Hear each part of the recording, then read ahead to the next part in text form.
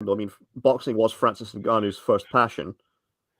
It's what he got into before he got into MMA. Yeah, that's right. He never He never had a pro. He's never had a pro fight as a boxer. This is his first professional boxing match. Oh, I didn't know that. Yeah, but he's got Mike Tyson in his corner training him. So that should be interesting.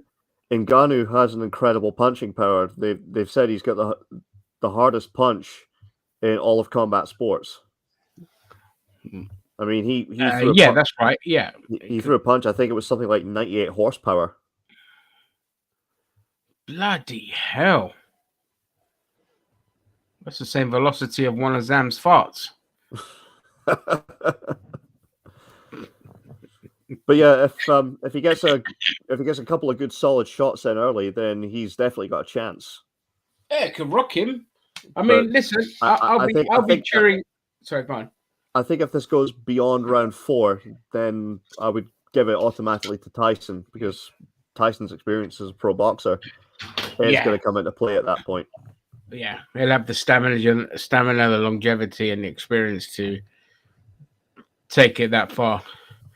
It's also the first time they've both fought in quite a long time. I mean, it's over 300 days since Tyson Fury's last fight, and Ngannou hasn't fought in MMA since January 2022. Isn't that when he had a dispute with the UFC or something, didn't he? It was his final contracted fight with the UFC, and they couldn't come to terms on an agreement for him to renew. So he left undefeated as UFC heavyweight champion. Nice. Nice. I'll be cheering on Francis. I don't like Tyson Fury. I don't think it's so much it's Tyson Fury that I don't like. I think it's more his father. Oh, is it? You see, yeah. Well, no. John Fury is the one you see all over the media events. Oh no, I know about his dad. Yeah, his dad's a cretin, but I just Tyson Fury's his dad is a cretin. I mean, recently he's been trying to square up to Mike Tyson. But John Fury was a middling boxer back in his prime. I mean, he finished with a record of 8-4.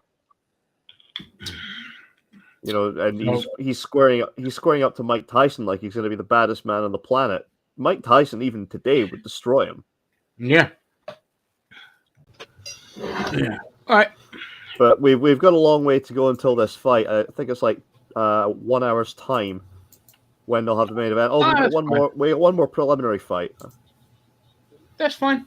We're not doing anything. My plans have changed, so I was scheduled to do something around 9:30, but that's changed. So fair enough. Fuck it, then.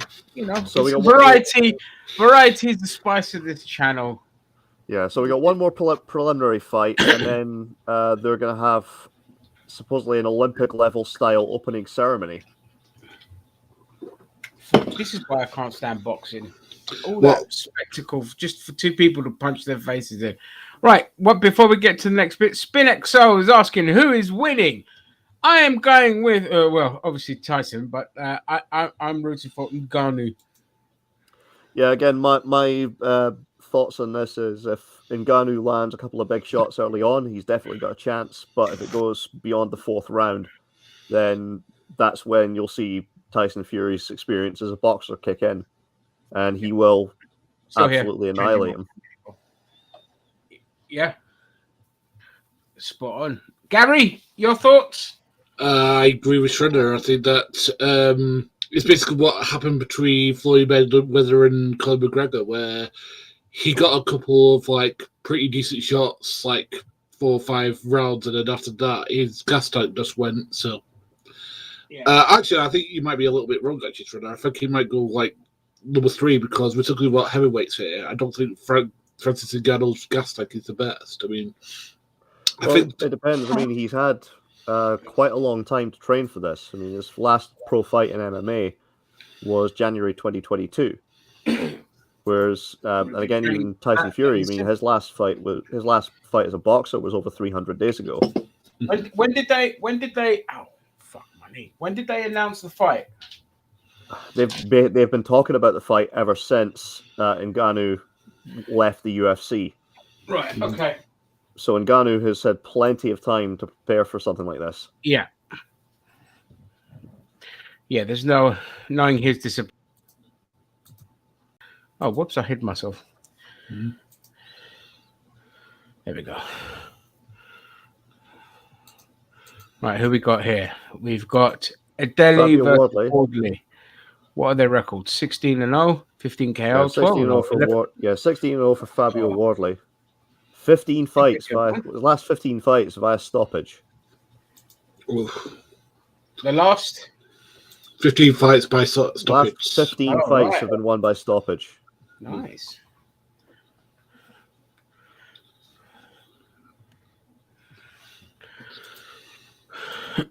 Again, so far every fighter tonight on the preliminary card has come out to either some rap song, or in one case there was a fighter who came out to "Ain't No Grave" by Johnny Cash. Again, I would love, because this is Saudi Arabia, I would love somebody for a rib to come out to Adrian Street singing "Imagine What I Could Do to You," especially if they came out in full makeup.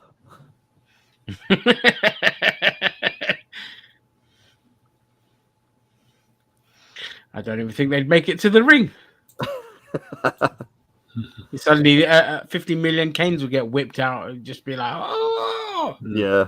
Well, I mean, Christ, WWE, whenever they go, I mean, first of all, women weren't allowed to wrestle. Then they were allowed to wrestle, but they had to have their hair covered. I think in more recent times, they've been allowed to wrestle without their hair covered, but they're not allowed to wear makeup. No, they're allowed to wear the makeup. They just have to wear full bodysuits. Which, listen, wrestler women in full skin tight bodysuits ain't getting no fucking complaints from any man. Let's be honest. When Liv Morgan came out dressed as Britney Spears, Jesus Christ. Not the Britney Spears stuff. It was just a tight red leather outfit stuff. I was just like, yeah, I like this. Saudi Arabia, number one. I must admit, the one that disappointed me was Lita taking the payoff, because she'd been outspoken about the way Saudi Arabia treats women. Mm-hmm.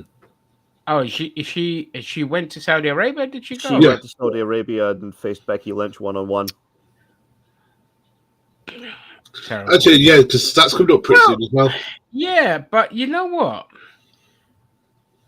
I mean, obviously, yeah, we shouldn't be sports washing Saudi Arabia, but you know, if she's taking their fucking money and still calling them dickheads, then you know, it's a double-edged sword.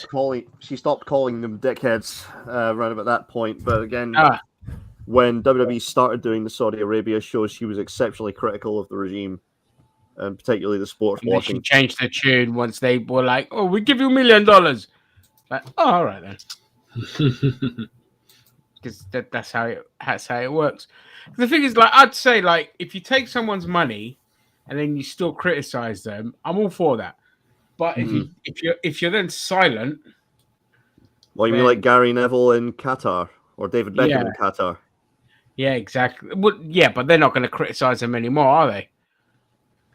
No, but that's what I'm saying. They decided to take the money to sports wash for Qatar. I mean, at least Gary Lineker, when he went over there, addressed all the controversies that were going on. Yeah, he did. Yeah. Yeah. Now, what I mean is more okay. I think on the political sense, it's a bit too less nuanced than, say, somebody who rallies against the gaming industry but still takes sponsors from like mobile game companies, things like that. Like that. I just don't have an issue with that, because I'm like, you know, you're calling these people cunts. There's a guy I follow who I used to follow, upper echelons, and he'd take sponsorships from like Raid Shadow Legends and all of them, and then 2 videos later he's ripping shit into them. He's like, I'll take your money and then I'll rip into you. I don't mind. That's more where I maybe not so much in the political sense. I'll take that back. Yeah, I'm not God. I'm not infallible. No, guys. Yes, so let's have a look. So they're waffling at the moment, so I've got it muted. Yeah, I've got it muted the whole time, just so I don't have to put my headphones on. Yes, so yeah, last time I don't think last time I actually watched the boxing match. Yeah, it was probably some Conor McGregor. No, it was actually after that. I watched Fury vs Wilder the trilogy because I thought they had. Do you know what? They had a pretty decent trilogy of matches. You know, Who? Wilder and Fury. Oh Yeah, yeah, Wilder good and Fury matches. did have a decent trilogy of fights. Yeah. Conor McGregor on camera. I think the last boxing match I watched, we talked about it before, was I think it was a Manny Pacquiao versus Mayweather match, where I must have been watching a completely different match to everyone else. So remember we talked about that. But yeah, oh my god, that's Conor McGregor. Yeah, that's what I just said. You know, he's on camera yeah. for this.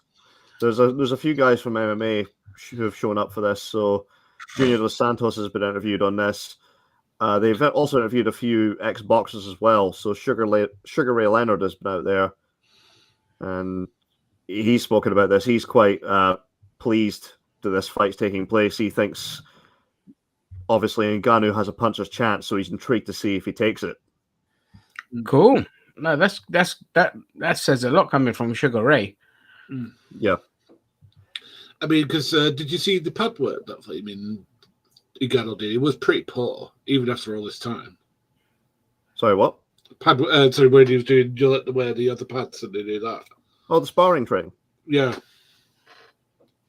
Well, the thing is, I mean, you know, I think Ngannou is probably saving himself. Nope. He is the hardest puncher in combat sports. I mean, the punches he's thrown to promote this fight have been fucking nuts. Mm-hmm. But even though, you know, but he's acknowledged the fact, look, this was against a stationary target. Obviously, it's going to be a completely different game when I'm against somebody that's moving. Yeah, I mean, Tyson Fury, for a guy his size, has incredible footwork and incredible body control. I mean, there are people in America who say that he could be in the NFL, you know, be like a linesman or something, just for how mobile he is for was he like 6'8", 300 pounds, maybe 280. Just like my ex. But hey. Well, he's still young. How old is he? By the way, at some point, maybe we should do like a live commentary. Sometime in the future, we should do a commentary or a reaction to the nappy wrestling that Matt Walsh officiated back in the day. Oh, why not? I just watched that before I came here, and like I'm gonna need some eye wash for that. To be honest with you, did you notice like the fat guy that was in it? He had a swastika tattoo on his back. I did notice that. Yes, I've since had that removed, so you know.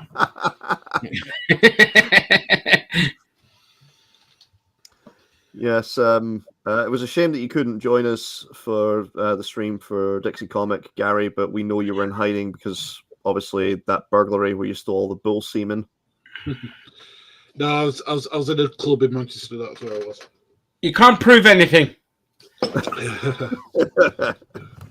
Yeah, I just you know what, I was so deflated yesterday after hearing what happened to Dixie and also the fucking medication I'm on and all of that. I will spark out. But when I said to Zam, I'm going to bed, I was like, I think 10-15 minutes after that, I was just like, that was it. I slept. I didn't get up till 7 o'clock. It was 10 hours to spark out. So I just didn't have the energy. But it was beautiful. I watched it. Great tribute. Watched the whole thing. It was great seeing Christine. It's been ages. And you know what? Fair play to fucking Leah, like, you know, having, you know, the emotion control to. That was incredible. Yeah, the fact she was able to come on and, you know, share some stories. I was fascinated to hear how they'd met. I mean, I thought it was a tremendous story. Mm-hmm. Oh, mate, it's a love story of fucking ages in the military, and you can bond over gaming. Yeah, love it. If you've not checked it out, go and check it out. It was our live stream yesterday, a tribute to Jason Beasley, Dixie Comic. someone who we will greatly miss here on NerdTube. Yeah. He's one of two. Well, he's one of three YouTubers whose death really has kind of impacted me. I would say the three that have impacted me probably have been Dixie Comic, Sea Beach, who died a few years ago after a battle to cancer. That was it. I couldn't remember the fucking name. Sea Beach. And obviously Rise, who passed away at really quite a young age of multiple organ failure. And him, Rise, probably above all the others for the simple reason that if it hadn't been for him, I would probably never have had the courage to strike up, a conversation with Steph. the women that I've been with now for 12 years. Yeah. So. Yeah. Rise. Yeah, Rise was a big loss. There was another guy. There was them. There was also, for me, it was Guy Clapp, and there was one other guy, and I've just, because it's been so long, I've forgotten his fucking name completely. It was Paul, but I forgot what his username was. Got that folk? No. Alive. No, he's still alive and well. Oh, no, that's right. Yeah, it was just another guy. But then it's them. But for me, it's like you guys were saying yesterday. Just because you haven't met these people in person doesn't mean that you're not, like, you don't have a connection with them. Yeah. Some of these people you get on better than you do with your friends in real life. And just like Dixie, I kept struggling to remember Dixie from back in the day, but when you said the Satanist stuff, it all came flooding back to me, because me, him, Chunks, Rise, and a couple of others from Blog TV, we used to abuse each other. In the most playful manner, like Vocter as well and all that. We used to abuse each other so much in the chat, or if one of us did a live. And that's where I remember Dixie from. Now, I remember he was a troll, but a great troll, like the kind of troll that you like having. So yeah, it was nice, like, just hearing people's stories. Yeah, he was the kind of troll where you were gonna have a laugh about it afterwards. Yeah. Yeah, it was never mean spirited. I mean, as I said in the Facebook post I put on, I remember him being in Stick Up as well. He used to have like his own like little Stick Up room when that was the thing. Blog TV, and I remember him like just doing like either video game, or he'll just like put some like crappy movie on and he would like talk over it. I just remember that from Yeah. God. Yeah, it was. It's sad when and the thing is, you always want to meet some of these people in person, and you never get to, and that's what makes it. Although you have a great friendship online, there's still that need to, like with Rise, I got to meet him in person. Just a fucking wonderful human being. Just a wonderful human being. I have a lovely picture with him where I'm holding him while he's jumped on me. It was when we did, I think it was the Liverpool meetup. Yeah, that's one. There's a picture of all of us, me, you, a couple of people throwing Gunderson into like a shower pill. Well, we were about to do it. We didn't actually do it, but I think there was one person. I think it was Rise, who was going, "I'm actually going to jump him in there." I was like, "No, don't do that, Rise." I'll tell you what. Let me see if I can. I'll see if I can find it. My old hard drive. I don't know if I got them on here or if I lost them on an old hard drive. I can get a picture. I mean, you lot can fucking remind me who half the people are.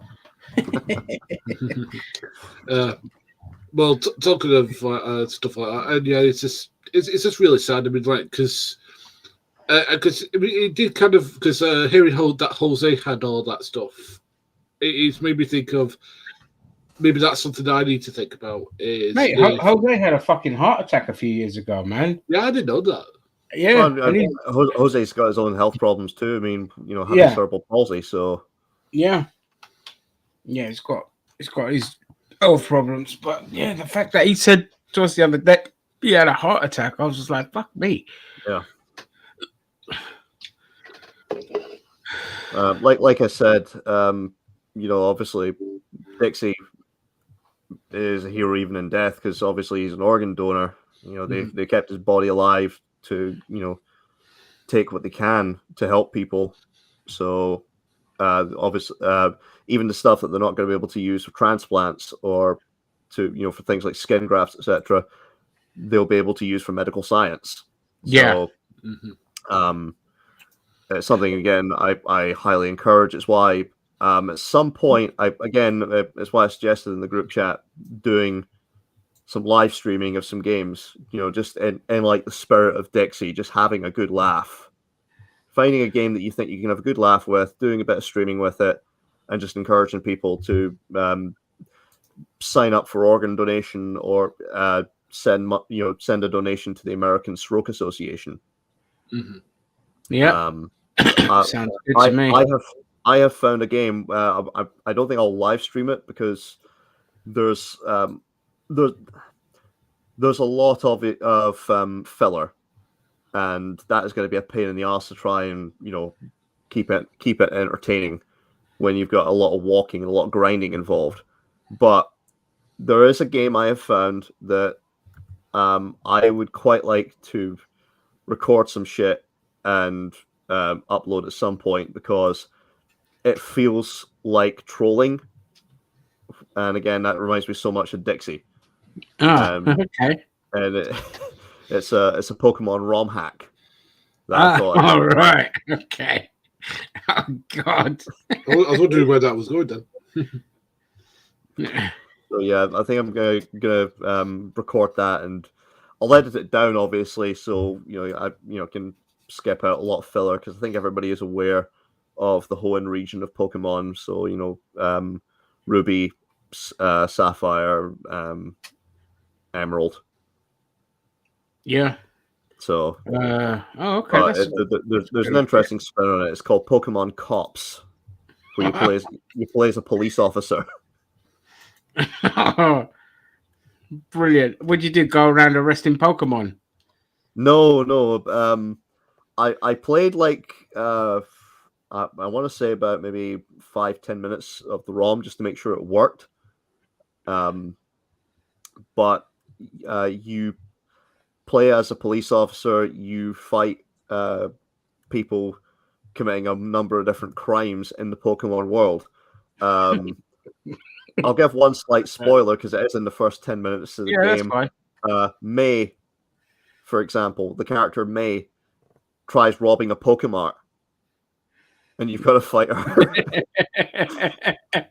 Oh my God! Sorry, I was just listening to the music that this boxer was coming into, but it's pretty bad. Sorry. Yeah, I've got it on mute. Again, they come out to a lot of shitty generic rap songs. Yeah. Or R&B. Yeah, or R&B, or some club music. Well, don't mind the club banger if it's got a good beat. Again, coming out to Imagine What I Could Do to You by Adrian Street or Gay Bar by Electric Six. That one, yes. I got something to put in you.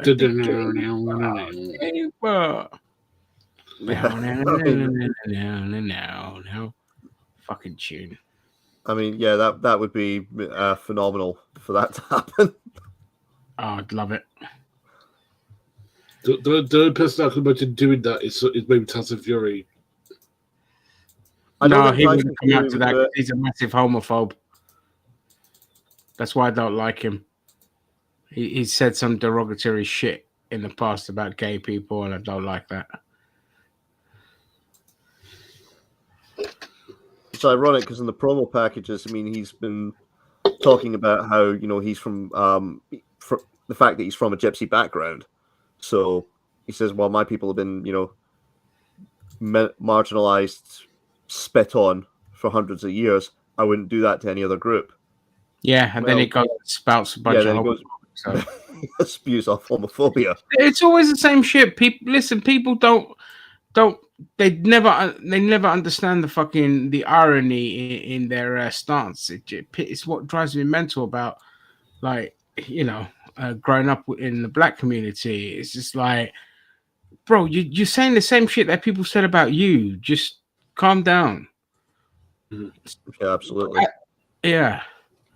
Nah, damn it. I don't have the I think I've lost the pictures of the meetup.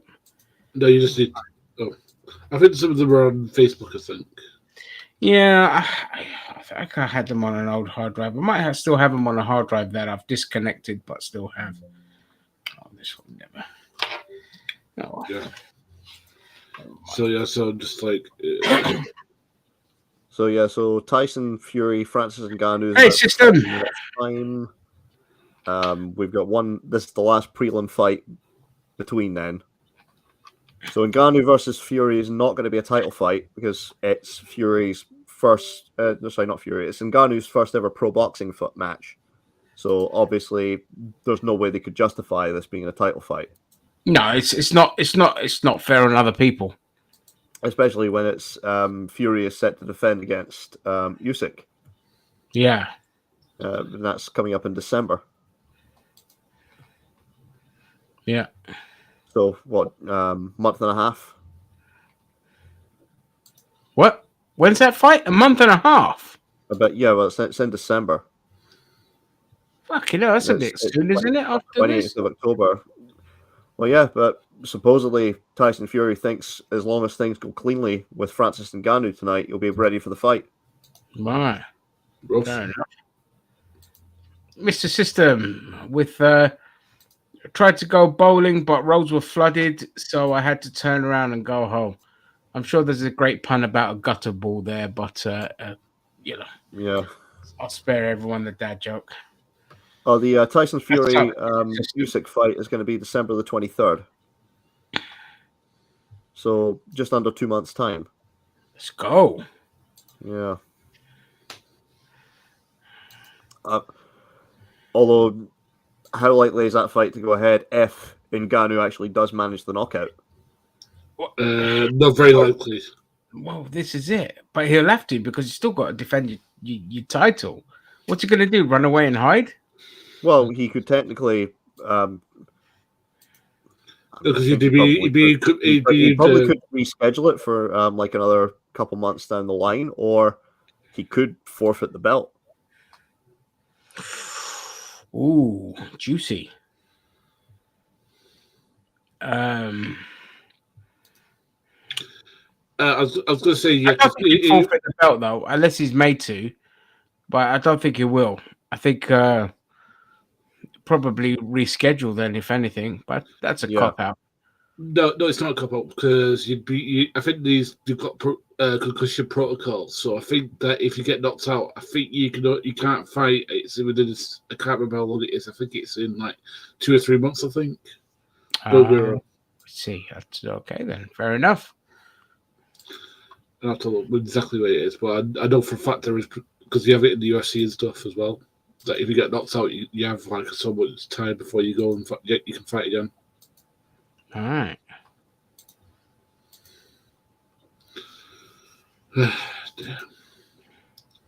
So this is the battle of the baddest. That's what they're billing. That's what they're billing Ngannou versus Fury as. Because obviously, Fury is the undefeated world heavyweight champion in boxing, and Ngannou walked away undefeated as UFC heavyweight champion. I fucking really hope Ngannou knocks Tyson out. Has Tyson lost a match? No, he's drew one. No, it's 34-0-1. So 34 wins, no losses, and 1 draw. Yeah, so he's not going to lose this one. Well, again, it depends. If Ngannou gets a couple of big shots in early, then that's his chance. Well, I mean, when we had Lennox Lewis versus, who was it, Rashid, or what was that guy's name, and knocked him out, none of us expected it. Way back in the day. Hang on, let me check it. 1 second. Wardley versus Adelaide. Both British boxers. I remember being shocked that I was watching that match. Let's have a look. Yeah.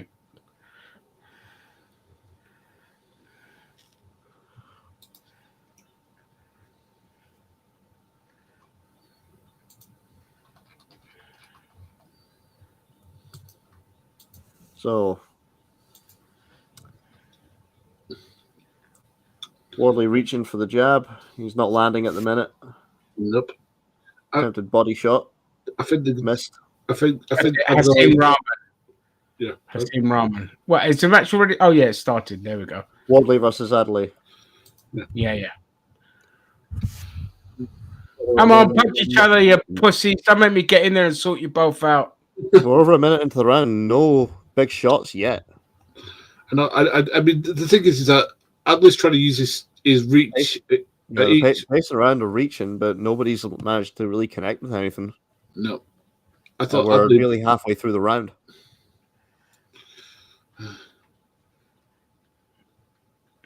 It's like one of them is just waiting for the other. Okay. And they both counter punches. It seems so. It's like. We got a cuddle. We got cuddling. Yes, we do. Oh, good. They'll know how far back I am when they start cuddling because I'm a bit behind. Not that I care. I don't care. Well, there's about minute 10 left in the round. Oh, wow. Yeah, you're way ahead of me. You're way ahead of me as well. I'm at 124. Oh. I'm at 140. Adelaide's not really thrown shot by Wardley, missed. Not really thrown anything enough. No. Ooh, that was nobody has thrown anything a note really. Well, let's try to go try and do body shots, but he's not really connected. Small flurry carry like a proper body shots by Wardley. Adley tried to go for a couple of shots and missed. Zam, the important question is they're just pacing now. What kind of curry? That is the question. There's some shots. So, jab him, you bastard! Adley landed one in the cheek. Is it fucking hell? This one's so far back. The match has just started.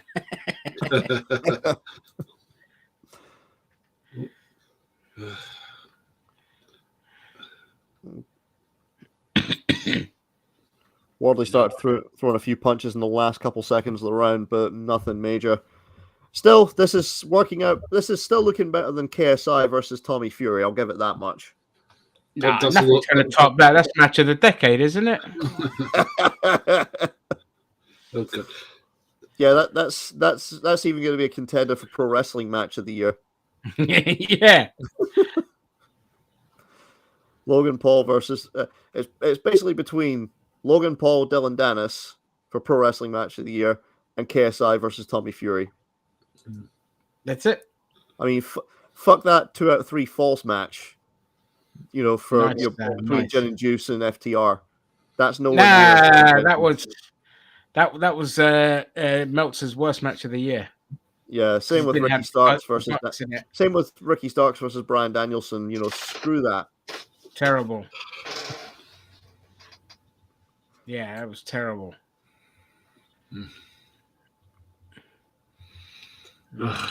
So we're in the second round. Oh, I will put one of my favorite moments of the year was when KSI got body slammed by Logan Paul in a prime drink at WrestleMania. I did laugh at that. I'm not ashamed to say. The only thing I laughed at with regard to Logan Paul was the fact that he and Dylan Dennis were confronting each other and calling each other con men. And they were using CoffeeZilla's research. Highlight of the year for sure. They were using CoffeeZilla's research on each other, and then try to deny that CoffeeZilla got anything right about them. It was, and of course, CoffeeZilla responded by exposing another 20+ scams that Dylan Dennis has pulled off, and he showed Logan Paul actually doing a cryptocurrency pump and dump. It was genius, to be honest with you. He literally like admitted it on like Free Voice or something. Referee, you'd separate these. Do your job and separate these things. Like it. What is this match? Yeah, these two are terrible. Sorry, I hate these kind of matches. Throw something, you fucking idiots. Oh, Jesus. Yeah. Should be like you should have to throw a minimum of 5 punches each per 20 seconds or something. The throwing stuff, it's like miles off. Well, again, Wardley's just trying to outstretch, post and reach for the jab, but That's the first thing shit. He's not following up on it. Nope. I don't know why. I should get my fucking great granddad in there. He'll teach him a few fucking things. He was a boxer in Cyprus. We got another cuddle. Yeah, another cuddle. Another cuddle. Yeah. Elbow.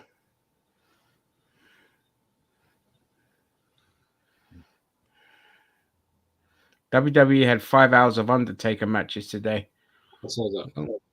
If none of them have Shawn Michaels in it, I don't want to know. That was the majority of them, to be honest with you. Well, I don't know. WWE had 5 hours of Undertaker matches. Well, again, you'd have some really good ones there. I mean, if it hadn't been for the Boneyard match, the one that he really could have went out on for a high would have been his squash match against John Cena at WrestleMania 34. Yeah. Cena made him look like a monster. Yeah, that actually was a really good one. That would have been a good one. But I did love that fucking match against AJ Styles with that cheap plastic hand sticking out the grave at the end as the Undertaker rides off into the sunset. Fuck yeah. I mean, I generally hate cinematic matches. That one, though, I'll give a pass. They actually did well with that one. Yeah, that one and the John Cena versus Bray Wyatt one, the Firefly Funhouse match. I loved it. I was just like, that's what wrestling is about. Pure, ridiculous theater. Yes. Oh, did he just knock him out? No, he didn't knock him out. No. I'm at 30 seconds before the end of round 2. Round 2's over. There's been no really big shots. No, not really. Well, I mean, I went to watch wrestling on Sunday with my school, and they did some decent stuff. So, good on them. Did you get lathered up and put each other in chokeholds? No, I wasn't participating. Oh, he's training for in case Matt Walsh brings back the nappy fights. No, it's just. I think Gary will end up breaking Matt Walsh's neck. Just like, this isn't a match. I don't care. Matt Walsh didn't actually participate in them. He was just commentating on them. Yeah, he's going, all right, wrestle in your pants, lads. Okay, I can't even do Matt Walsh impression. It was an actual nappy that they were both wearing. You all look like the 3 stages of crying and cheer pit. Gaz, of course. I'm gonna cut this off. On the first couple of weeks.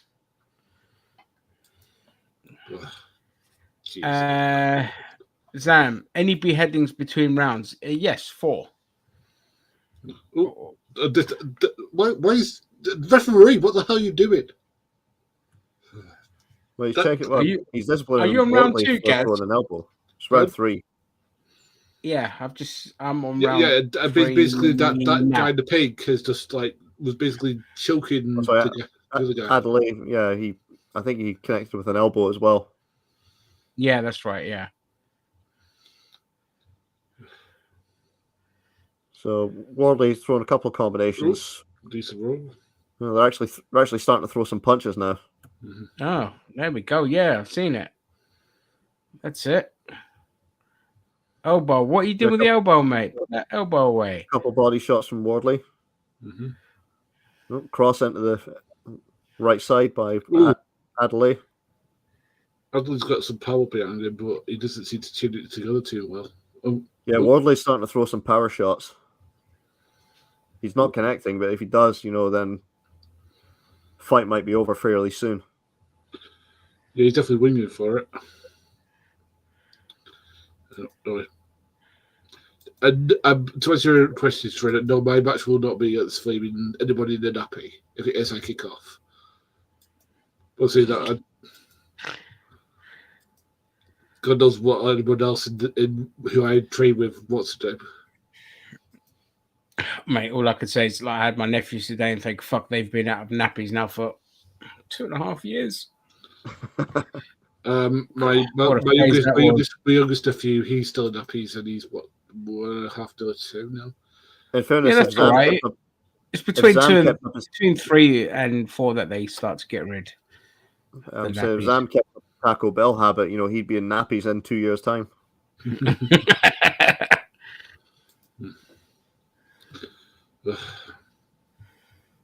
Oh, nice. Oh, a couple of big shots there from Wardley. Oh, nice. He's got Adley in the corner. Adley's having a clinch. What? How many seconds you got to the end of the round? 26 now. 12. Okay, whew, I'm behind. I've still got just under a minute. Oh yeah, I see the punches now. Yeah.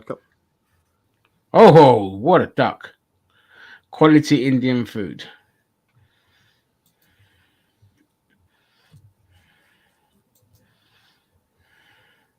So, mate, an Indian takeaway is like a barber. Once you get a good one, there's no point going anywhere else. Well, Manchester, we've got loads of them, mate. Oh yeah, I went to, what was it, the Cobra one in Manchester when we was up there? Is it Cobra, the big one? Yeah, it's called Cobra. Yeah, that was nice. It's an interesting setting they've got for this, for these fights. So, all the matches in the preliminary card are taking place outside. They've specially built a small arena outside. The main event is the only one it's going to take place indoors. There's no ring currently set up in there. So there's going to study now to make a ring and stuff. There's a stage on top, which the ring apparently is going to emerge from under. Okay. Right. What are you talking about? For the main match? For the main event, these fights were all taking place outside the arena. Oh yeah, they're outdoors. I've just seen it now. Only the main event is taking place indoors. Do you know what I just got in my head? Do you know what I just got in my head for you in what's it called? Nappy? No, Rocky. Is it Rocky 4 where Apollo Creed is like it has Drago come up through the ring? Yeah, he comes up the thing. Yeah. Rocky 4. Well, Apollo Creed comes down to James Brown singing "Living in America." Yeah, that was amazing. That's what I love about the Rocky films. They were Reaganism on steroids, mate. Well, they were, I would say, from Rocky 4 onwards. They started to get ridiculous. Because the original Rocky was based on the actual story of Chuck Wetner versus Muhammad Ali. Oh, is it? Yeah. Muhammad Ali gave some journeyman boxer called Chuck Wetner a shot at the world title. Wetner took him the distance. And that inspired Sylvester Stallone to write Rocky. And then after that, Rocky 2 was about, obviously, Rocky getting a rematch. Yeah. Rocky 3 was where, he spent some time at the top as the champion, and he just loses his killer instinct. So Apollo Creed helps him get it back. Rocky 4 is when it was like full-blown Americana Reaganism, as you said. Yeah, full-blown Reaganism, Cold War fucking bollocks. I don't know. I don't feel it's terrible, but I still like it because of how over the top. Oh, I love Rocky 4. Are you kidding me? I love it. The first 4 Rocky films, they're great. But Rocky 4 is my favorite. The absurdity of it. Rocky 5 had potential as a story, but holy shit, did they screw the pooch on that one. The only thing I love about it is the Don King standing. He's so great in it. Yeah. On Rocky 5. Yeah. I can't remember what his name is, but he's like a black guy with like a fur suit. Oh yeah, he was quite clearly supposed to be Don King. Yeah. And then they had Don King has been easy to parody over the years. I mean, The Simpsons did it beautifully with Lucius Sweet. Lucius Sweet, yeah. And then they had Creed, which was 2008, I'm going to say, where... Well, they had Rocky Balboa, first of all, before they had Creed. Oh, yeah, that's right, yeah, where Stallone came back at... How old was Stallone at that time? Like 60-odd? Something like that. And also it kind of just completely ignored... Rocky 5 and the fact that he was no longer allowed to box due to having severe brain damage. Yeah, no, that film isn't canon. Yeah, although Stallone tries to justify it by saying, "Oh, there's medical technology that would have allowed him to fight again? No, there fucking isn't. If you've been diagnosed with those dark spots in your brain, I think he took one too many shadow punches to the head. Yeah, I mean, this is picking up now. This fight. Yeah. As I said, I did like the Creed movies, though. I don't know. I mean, as I said, the second one wasn't as good as the first one. I thought the first one was really good. I didn't. I watched the first one. I think I was just done. I was just retreading the story with someone else, and I was just like, I'm not interested. Yeah, they've done 3 of those films now, haven't they? Of the Creed films? I don't know. I know they've done at least 2. Yeah. Is it just 2? Which one was the one with Jonathan Majors in it? Was that 2? That was 3. That's 3. Oh, there were 3 then. All right. Yeah. The first one was one where he fights Tony. The referee's having to speak to them. Oh yeah, and the second one was where he fights Drago's son or something, isn't it? Yeah. I was the only guy that was fucking cheering on the Russian. All the Greeks watching that film were just like, "Let's go, call me Russia." Fuck the American. I suppose it depends. In some cases, you do wind up cheering the bad guys in certain movies. I mean, the very first Expendables film, I wound up cheering for Steve Austin in the fight scene with Sylvester Stallone. Fuck yeah. That's always going to happen, though. Always. When it's Steve Austin, he could be a fucking Nazi and still cheer him. Yeah, fucking go.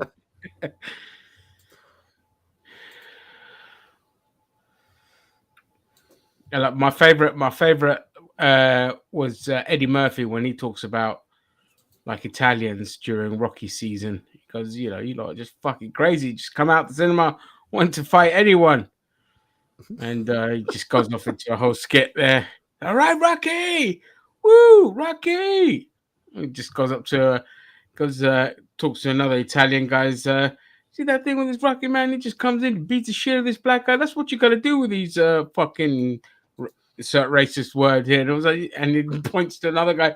You see that black guy over there? You see that? Insert racist words. Watch this. I'm Italian. Watch this. Goes over. He does a whole bit. And then they break out into a fight. He goes, the black guy's not going to make it. He's got a box of juju fruit rammed up his ass and he's bleeding out of his brain. He's not going to make it. Just the whole skit. It's just... Oh, they're throwing some bombs now. That fucking time. I'm way behind. Round 5, 30 seconds to go. Yeah, I've got that as well. Oh, nice counter. They tried to throw a right hand to the body. Got caught with a jab. Oh, nice. We'll try one of the other links.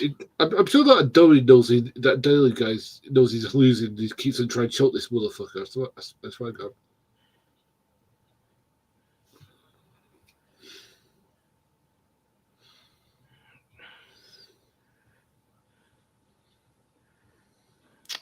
Oh, big counter shot.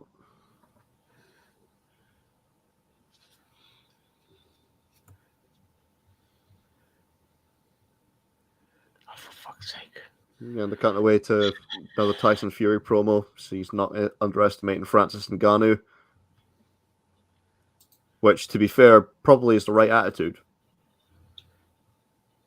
Yeah. Never underestimate. Like I said, that's what Lennox Lewis did when everyone thought he was going to beat Haseem and he got knocked out. Right. Explore messages again.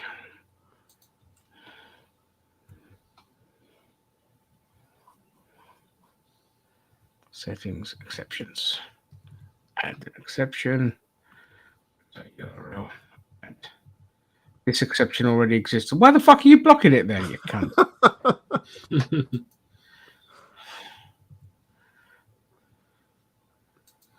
This site can't be reached. Your mum can't be reached.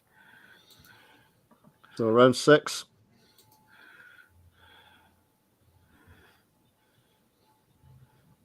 Ooh, they shut that Oof. website down. Oh, I think we had maybe an elbow from Adelaide. He keeps an elbow in. Naughty, naughty. Yeah, ref's having a word.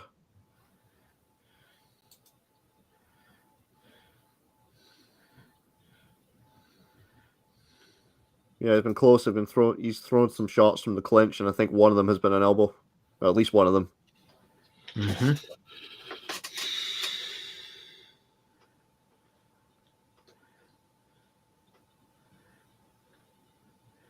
We'll try the link you posted, Twitter. Yeah, that's working for me. Just Good give work. me 2 seconds. I'll go get some booze. Yeah, both men are sucking wind, so maybe another 2 rounds at most. Yep. Oh,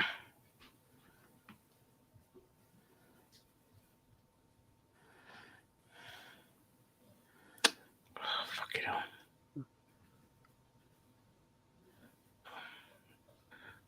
I think I know what I need to do. So Yeah, if so I again, do this. But Wardley's keeping Adley up against the ropes.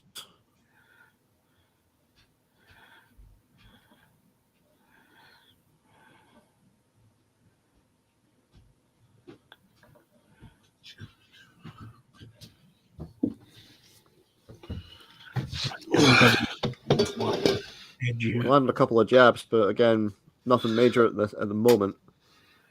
I think a couple big shots and one of them's going down. Reckon? Because both of them are sucking wind at this point. Well, they're both flaming. People are so unfit, it's ridiculous, man. Well, it's 80-degree weather there, even at night. I don't care. No excuse for that kind of slacking fat bastards. I think these are both middleweights, I think. No, it's not. The entire card's all heavyweights. Is it? Mm-hmm. Yeah. You try wrestling with a fucking 22 stone, 6'5" autistic kid having a distressing episode for about an hour. That was my fucking job. I'm sure Gary's grateful for it.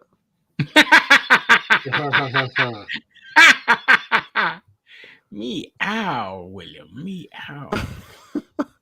Right, I've got 10 seconds or just under left of the sixth round. 7 seconds left. I'm about that, yeah. Yeah, there we go. I've got 32 seconds I've got. Yeah, that's fine. Wardley's showing some aggression in this.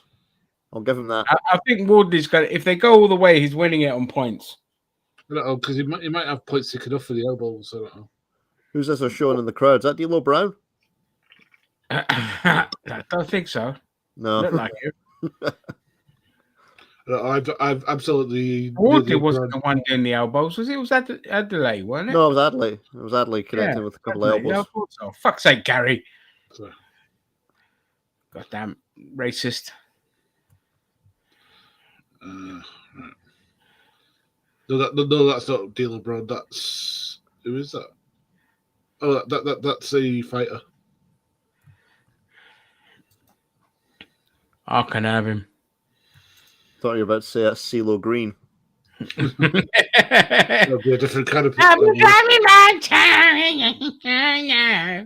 Yeah, Seth. I fucking hated it when he was like performing like everything from the sounds of it. At one point, because they had him at like SummerSlam, they had him at a couple of other major events. It was like the guy has like one fucking song. Stop booking him. 2 songs, Forget You and Crazy. Well, no, at that time I think he had like one song. Was it the Crazy one? I think so. Yeah, and then he butchered fucking John Lennon's Imagine. Of course he did. I'll be interested to hear, actually, speaking of John Lennon, I'll be interested to hear that final Beatles song coming out next week. Oh, yeah. I'm sure that'll get to number 1. Mm-hmm. Oh, no doubt. I mean, it's not the first time they've used AI and other techniques to complete an old song that was unfinished. I mean, they did that, what, 95, 96 for Free as a Bird. Oh, is it? I didn't realize that was AI, Free as a Bird. I remember the song. Well, they were using modern mixing techniques at the time, which they didn't have, obviously, back in the day. Yeah. So they were using that to polish up the original track. Because I know they've tried to do this song as well. This one that's coming out, they tried to do that previously. I really, unfortunately, can't remember the name of the title of it. But George Harrison had apparently said at the time that the audio cut that they had of John Lennon's vocals were just too rough. They weren't able to really do anything with it. Oh. But they've now been able to use AI to get everything polished up and actually make a song out of it. Just get AI to completely mimic his voice verbatim. I don't think it's a case of it's mimicking his voice, but I think they've enhanced the original tape. Right, okay. Mm-hmm. So, again, it'll be interesting to hear when it comes out next week. Yeah. Oh, down. Oh, knocked him. He's down. You got a knockdown. You guys are definitely in charge of me for me because I'm on 1-5. Down. It was a very easy left hook. Wardley's back up. Didn't even take the standing 8 count. No. But he can finish. Woodley can finish this. Oh yeah, I think he's going for it. He's going for the kill now. He's going for it. Referee's gonna stop him at some point. Stop. Yeah, it's gonna. Yeah, that's it. Oh yeah, that's it. Yeah, you guys are definitely ahead of me. Yeah, game over. Adley had this. Woodley had this from the beginning. Oof. You can tell. Ipswich's greatest. Yeah, so that went from a fairly mundane fight in the first couple rounds. Nobody really thrown anything, and then picked up from round 4 onwards. Yeah, picked up. They started throwing some bombs, and it's paid off for Wardley. Yeah, not bad match in the end. It was all right.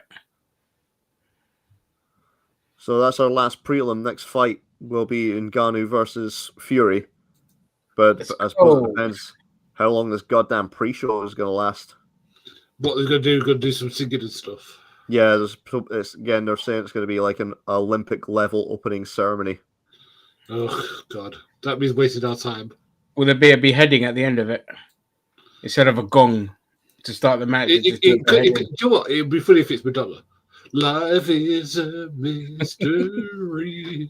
Like a virgin, be stoned if I fucking wasn't. Don't care about Saudi Arabia. I'll take the piss out of them as much as I fucking want. Yeah, fuck Saudi Arabia. Fuck them. Every day you're going to be watching, what's it called again? Crown Jewel and that's Crown Jewel. I haven't watched the Crown Jewel since the first one. I've just seen video clips of Liv Morgan in tight leather outfits, and that's about it. No, it'll be like next. Yeah, there's another one which is there's one next week where it's LA Knight versus that's Crown Jewel. That's Chrome and Jewel, I was going to call it. Jesus Christ. WWE, though, appears to have learned from their mistakes in previous years. They're not sending the entire roster. Yeah, they're just sending the ones taking part.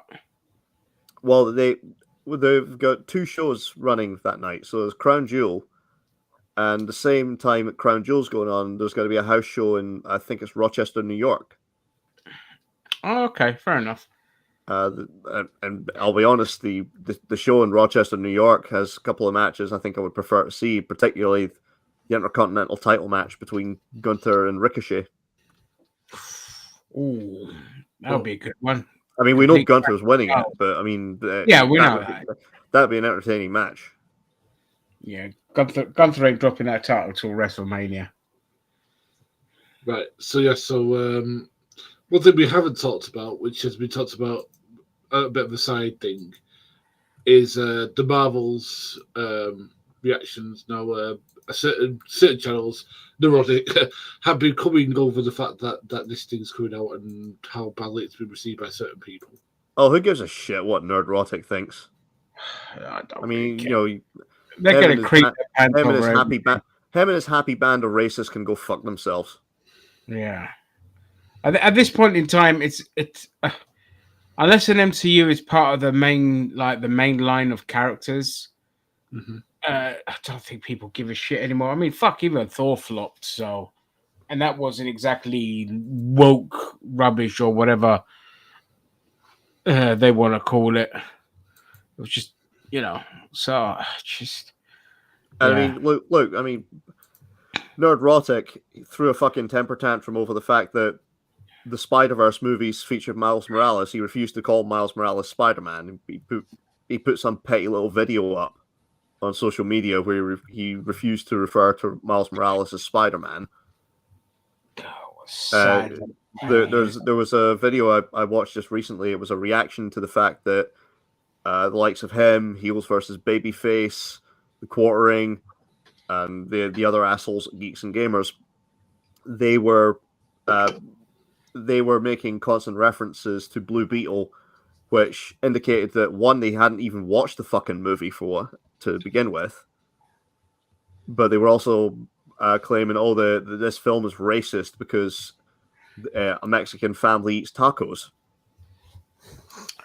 Oh, like they're the fucking moral arbiters of what is and isn't racism. Oh The yeah, fucking meanwhile there were actually reactions to the movie from a couple of people, who were Mexican, and they said this was actually a fair representation. Well, considering it was written by and directed by fucking, I think it was Mexicans anyway. Yeah. So, yeah, if you can't get your own culture right, yeah, ridiculous.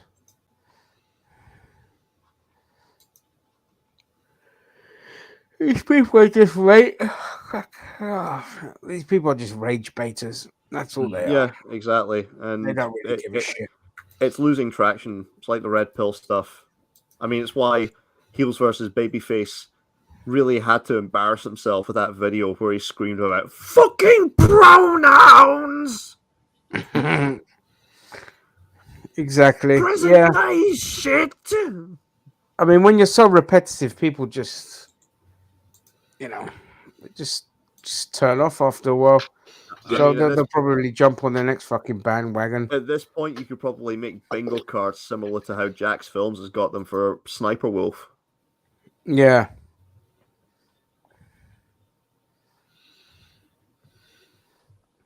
Oh, speaking of which, the Reddit page, by the way, r/the Quartering is a Nazi. Shout out to them.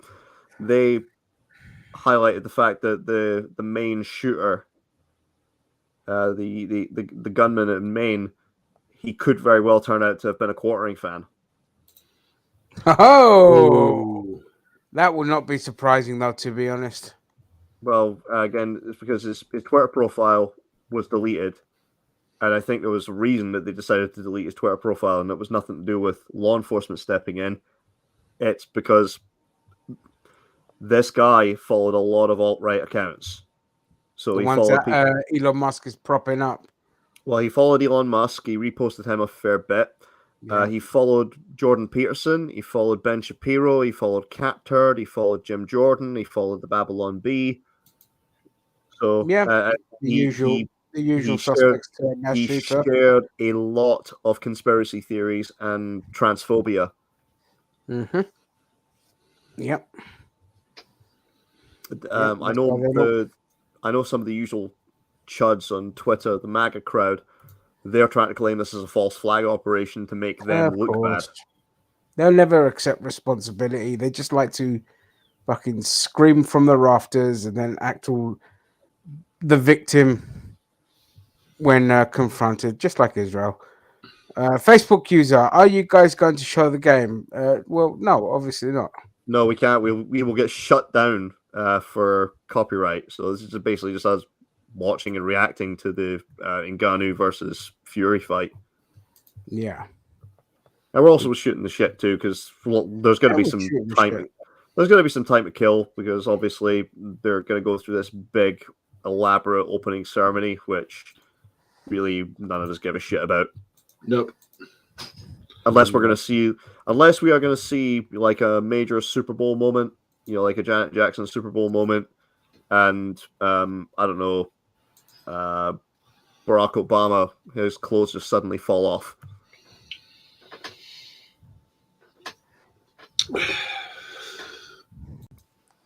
Indian Jones in the fucking house. Oh, the match hasn't started yet. I thought it did. No. Need to rush. The prelim fights are over. It's now hyping up the main event, and there's apparently going to be an Olympic level opening ceremony before the fight. Mm-hmm. I'm pissed off, man. They got one of my orders wrong. I wanted to cry gosh. I wanted to cry gosh, for fuck's sake. I almost feel like going there and going full on fucking Karen to those motherfuckers. Give me a goddamn karai gosh, not a fucking karai chicken. Not a fucking karai chicken. I got 2 chicken curries now. I got a butter chicken and a karai chicken. No, I want a fucking lamb curry. I want a karai gosh. You fucking cunts. I'm furious.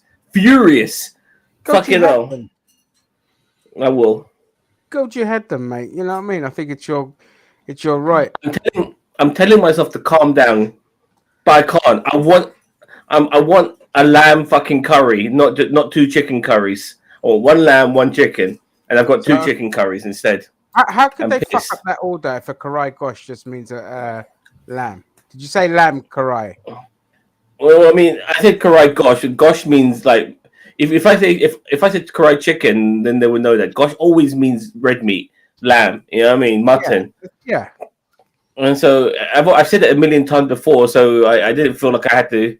But next time, I'm a bit worried. Next time, I might be a bit sarcastic when I make an order. Go, I want a karai gosh, yeah, lamb.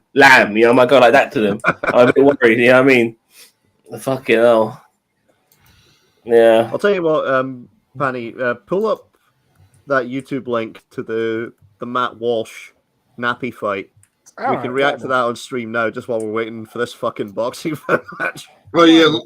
Pull it up. We can show this on camera at least. You know the the nappy fight that Matt Walsh officiated. Fucking nappy fight. The thing that apparently has led to the creation I'm gonna have to of put my headphones on. God damn it! Something that led to the Juliana, sweet baby gang. Juliana Almoston wants to know if we're showing the game. No. Well, no, we can't show the fight. Our channel will get shut down. Yeah, we'll get shut down, yeah. Oh, God, what was that? Oh.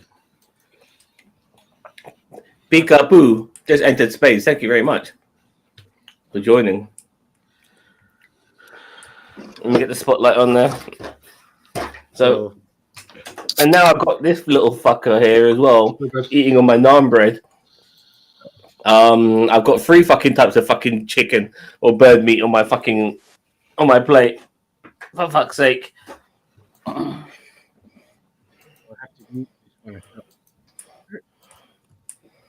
So now, right? Is it time? No, again, it's still the promo video, and again, they're going to be having this big, elaborate opening ceremony before either one of them steps out into the ring. So, in the meantime, again, I think we can have a good, cheap laugh at this nappy fight. Share that, you fucking stupid program. Right. Oh, did you see that TikTok link I sent to you, Ginger? Yeah, yeah, I said it back then. Oh, sorry, I didn't know. Yeah, I love it. I love a bit of racism. Yeah. I think you and I are the only ones that get. Still love all that. Look for me. I think it's very. Oh wow! Look at that.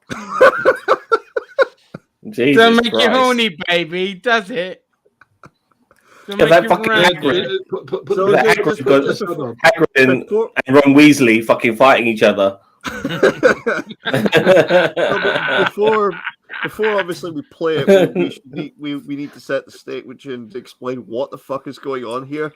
Matt Walsh of the Daily Wire, this is years and years ago, he tried being a YouTube like shock jock, and one of the things he did was he was officiating shit like this guys in nappies wrestling each other, and he has something called the Sweet Baby Gang now, and he sells plush toys of himself in a nappy. This weird fetish shit. Despite the fact that he goes on about how old gay and trans people are out to groom kids. Yeah. I mean, what So, the fuck is this? I just want to get everyone's reaction to this shit. All right, let's go. Well, what I'm upset about is how these nappies are making them look so well endowed. I bet their dicks are fucking tiny. Yeah. Zam, have you got the right mic on? Hold on. You sound a bit distorted. No, I don't. I thought so.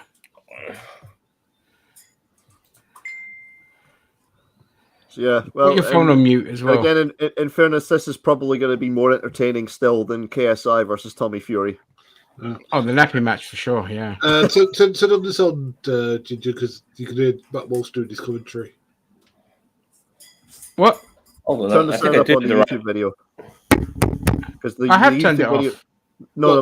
We're saying turn it on because you will actually be able to hear Matt Walsh on this. Yeah, I've only muted it at the beginning because it's got "You're the best around." Yeah. So, yeah. All right, I'm gonna play it now. Oh, cool. Is that better? Yeah, it's better, Sam. Can you see that? Okay, is that working? Yes. Yeah. All right. Let's see. Chance to go see Kicks. Yeah. If you can beat the intern. Can you hear that? How? What's the comfort level of the diaper? A 10.5. This is nice, isn't it? Yeah, it's pretty comfy. So you guys are actually enjoying this intern. Jesus. You have some. Bet these guys all voted Trump. Leading voice of the conservative movement involved in this, ladies and gentlemen. Pale legs on old tape. Yeah. I don't do. Let me tell you Jesus something, Christ. man. You are built like a rock, though. I don't do shorts. Yeah, you are He's built like a And round you rock. can quite clearly hear that is Matt Oh Walsh. my god! All right, let's get out of here. Yeah. And do some wrestling. You can see him all. I don't know why I had to get an extreme close up of his Yeah, nipple. Matt Walsh is the guy in the yellow Let's get shirt. guys over here. Yeah, that's right. You can see there's also good Tater, stuff. they're going to be wrestling out here in the cold, in the mud, in diapers. And what's on the line? Now, if Tater wins by pin or submission, he wins tickets to go check out Kicks in Easton, along with 9 other great Surprised bands. one of them isn't the loser doesn't get Cleveland Steamer. Somehow take down this giant behemoth. Yeah. He will get the opportunity just to spray Crank with mace in the face. This is not happening with the mace. It's gonna happen. It's a look. It's something There you that go. motivates. This is your morality So police just beat guy. him, and we'll figure out the mace thing. This is but the just, guy you know, first who thing is to beat him. goes on about how now, do trans they have to people are start groomers. in a wrestling position or what? How does Yeah. yeah, how does this work? I think they just go like 2 gladiators in the arena, man to man, bear to baby Huey. Sumo? Yeah. No, because that'll require Thank God ripping at this the thing is diaper, only and I 4 don't want to minutes see long. the diaper come off. No, you push. Just push. Okay. No, I think it's got to be pin or submission. Diaper wrestling, Madden Crank program. On my word, again. Ready? Fight! If I fucking tag. This is better wrestling than Flaming That's on the other. No, I'm joking. That's better than watching the Young Bucks. No.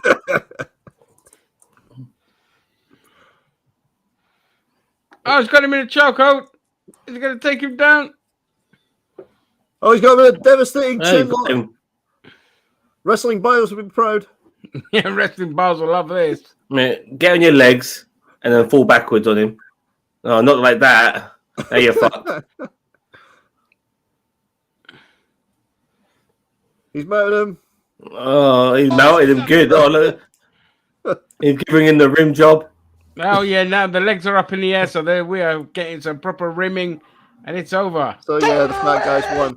Yeah, that was an athletic move. Tater, his ass was hanging out of his diaper, but he didn't. That was the best match I've ever seen in my life. Well, no, hang on, keep watching because Oh, he's gonna have a heart attack on us. you'll see the kind of people that Matt Okay, Walsh good. associates with here. Once this damn it. fat guy turns round, this fat guy in particular. Hang on, Oh, pause lovely. it. I see it. Yeah. I saw it. Yeah, yes. I'll Lost go in a back. tattoo right Go in his back. Yeah, hang on. There you go. Oh boy, trust me, he's not Hindu. That is a swastika tattoo. Yeah. Yeah, the pinnacle of white supremacy right there on the right-hand side. The massive yeah. race. Yeah. How do you guys feel? Oh, fucking hell. They keep playing the bloody copyright music. Oh, Yeah, you notice he zoomed in on he zoomed right in on the guy's dick. Yep. Yeah. I bet they all had a nice hot shower afterwards and rimmed each other. Oh yeah. Yeah. I wonder if that was Matt Walsh's first time seeing them without the robes and the hoods on.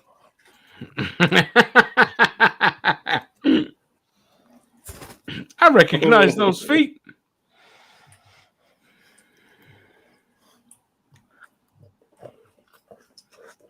But yeah, again, still a better fight than Tommy Fury KSI.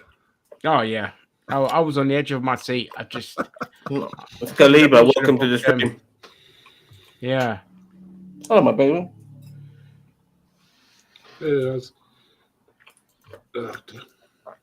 I did say his name correctly. Is it Scabilius? What? That's the guy's name, Scabilius, in the chat. Welcome, Mandalorian. How you doing? Good, mate. How you doing? Which chat are you looking at? Our chat. StreamYard. That's it, mate. I'll put the name up. There we go. Peekaboo entered the space. There we go. Oh, it's frozen on my These screen. are from Trovo. I can't remember the last time we got anyone from Trovo. Scabilius entered the space. Welcome. And the Mandalorian entered the space. Welcome. Mandalorian. CD Projekt Red. Will he just explode just for no apparent reason? Where are they commenting from then? Because I haven't got them on the YouTube. Trovo. Oh, right. Okay. Your mic sounds funny again. I think it switched back to the other one. Oh, for fuck's sake. Right. So, yeah, Well, since we're waiting on this boxing match, we maybe do chat about some other business. Did anyone else see Ric Flair in AEW? yes. Well, yeah, I saw the clip on YouTube. Yeah. Is there to stick? Now, the thing is, he could be a legitimate authority figure. As much as I don't want him to be, he could be because he is still Ric Flair. But so. Supposedly, they've got him booked right through until Sting's retirement match. Oh, God's sake. The guy's literally just been ousted as a fucking serial, sexual harasser. And they put him on. Just there's no fucking morality in this world, man. Nobody gives a fuck. Nobody has a stance. Nobody cares. Yeah, I mean, you notice the crowd booed Hulk Hogan, but yet they cheered Ric Flair. Again, Yeah. a guy who got exposed on Dark Side of the Ring as having forced a flight attendant to touch his penis. Yeah, I mean, and then all the stories that came out after that, it's just like fucking Hogan's a saint in comparison. Yeah. I don't know what's wrong with my mic, dude. He's all right now. No, Jesus Christ. it's the loud one. It's the sensitive 50 one. minutes we've got until the actual fight starts. 15. Fucking hell, 50. 50. Is it- 50. So it kicks off You've at got to be bloody kidding me. 5 I wish past I 11. was. Yeah. So apparently that's how long this opening ceremony is going to last. But as I said, Flair on AEW, again, my whole reaction was just fucking why? Yeah, I really why? I really hope that, because Flair's been talking about how he wants to have another final One more match Yeah, because he wasn't happy with the way the match turned out with Andrade, Jeff Jarrett, and Jay Lethal. And I guarantee you, nobody was fucking happy with the way that match turned out. I mean, it was probably the worst match of the year. Mate, I couldn't care less. Even I didn't care. I didn't watch the match because I don't give a fuck. Okay, so I watched that out of morbid curiosity. Watched that out of morbid curiosity. Flair passed out twice. Yeah, because he's been really sick. I mean, I think he's had heart problems in the last couple of years. I think. Yeah, I'm just not a fan of anyone over 70 wrestling. Just not a fan of it at all. you're not a fan of Anyone over 70 Yeah, wrestling. yeah. Yeah. I mean, there's been some guys who have been able to do it and do it, well. Johnny Saint wrestled quite late on in life. It was a guy who was in WCW, Mike Johnson. Mike Johnson, who wrestled in TNA. He's in well better shape because he's taking care of himself. George South has been able to wrestle. Yeah.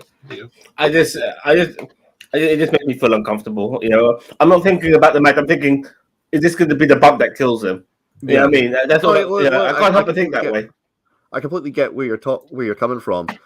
In the case of Flair, though, I mean, his last match was an utter embarrassment, and I really hope there's not going to be a case of where he decides he's going to get involved with like Sting's last match. Well, the thing I wanted to do is if he was to have the last match, have it with somebody who can carry him. So like a MDF and Adam Cole, or Dan Brandon. Sorry, who are you referring to here? Ric Flair, sorry. So if he is going to have another last match, have it with somebody who can carry him. You literally had him working with Jay Lethal and Andrade, two young guys in the peak of their career. Mm-hmm. Jeff Jarrett can still go too. And yet again, Flair just passed out. Yeah, it's just how old is Jeff Jarrett? Carrying. 50s. Jeff Jarrett might be in his 60s. Oh, really? This guy's been wrestling since the 70s, though, man. Like the late 70s, Jeff Jarrett. He was a teenager when I don't think he started in the 70s, but he debuted around 84. When he started. Yeah, no, I remember watching a match where he wrestled in 1979. Oh, Google that. Hang on. Jeff Jarrett is 56. He's 10 years older than me. Oh my God, he's only 56. He's been around forever. And no, Jeff Jarrett didn't debut until 1986. I thought, that's what enough, I thought. Fair enough. That's what I thought. I don't know why I thought 79. I thought around 84. I don't know. You thinking of Jerry Jarrett, maybe? Maybe.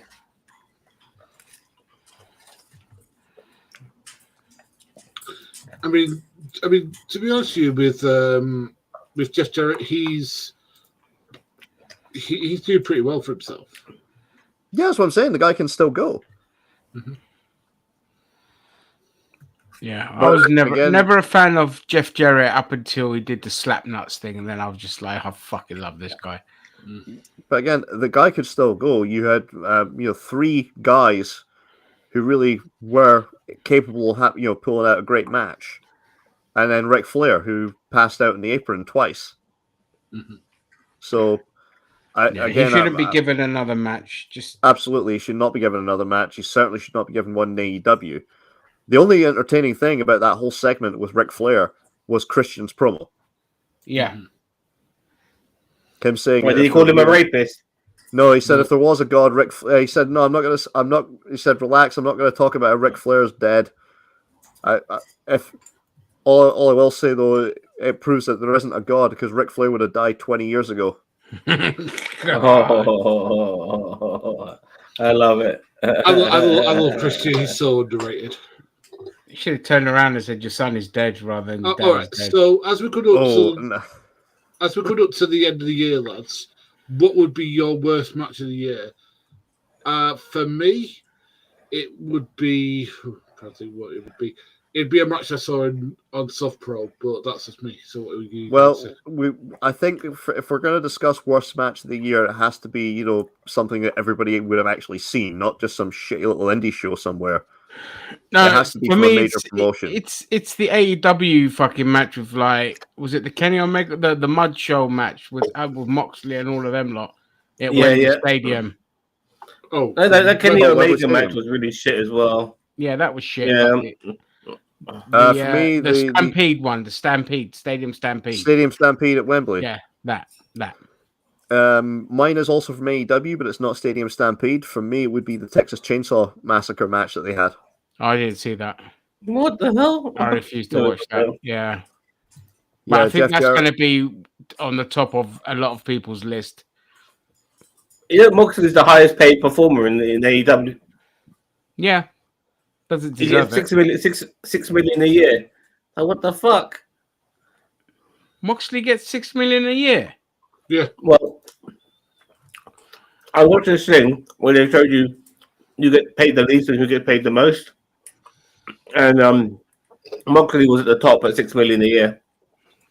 Fuck, you know, What was that's the source of that's that? like What was the source of WWE this? level.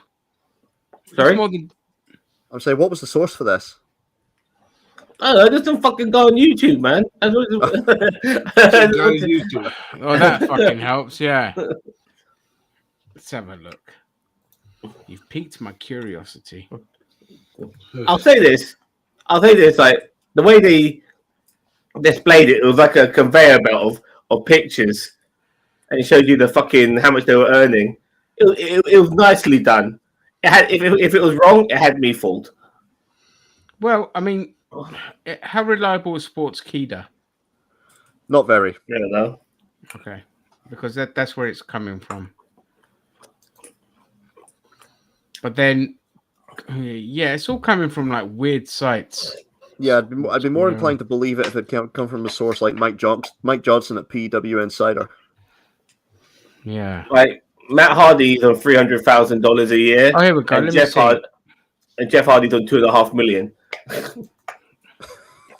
Yeah, I don't think that'll be the case, if I'm honest. There's no fucking way Matt Hardy is taking a $300,000 a year contract with AEW. Yeah, I agree.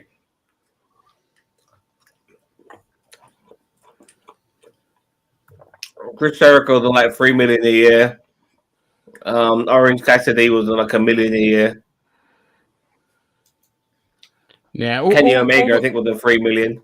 All the sources for their wages is not coming from anywhere reputable, so I take it with a massive, massive pinch of salt. Exactly. No, fair enough. Yes, fair well, enough. hopefully next year I will get to debut. According to Essentially Sports. Hopefully. Yeah, match of the year for me will be what was it now? The Daniel was Danielson versus was Omega Danielson this year or last year? No, that was last year. That was last year. What was this year? I'm trying to remember. I really liked Dragunov theme Camille Hayes is up there. Michael Hayes. No, Camille Hayes. I'm gonna go with match of year. It's either between Ricky Starks and Daniel Bryan or Bryan Danielson for the strap match. Fucking Royal Rumble between Cody Rhodes and Gunther. Gunther. Fucking incredible. And oh god, what's the other one? I forget. Go to you, Shredder. FTR Gin and Juice 2 out of 3 falls. Oh yeah, that's it. Yeah. Thank you. Yeah. That was an Between incredible those three. Yeah. Zam, I'll go to you, but have you watched much wrestling? Was there an Elimination Chamber this year? No, yes. No, I'll go with that then.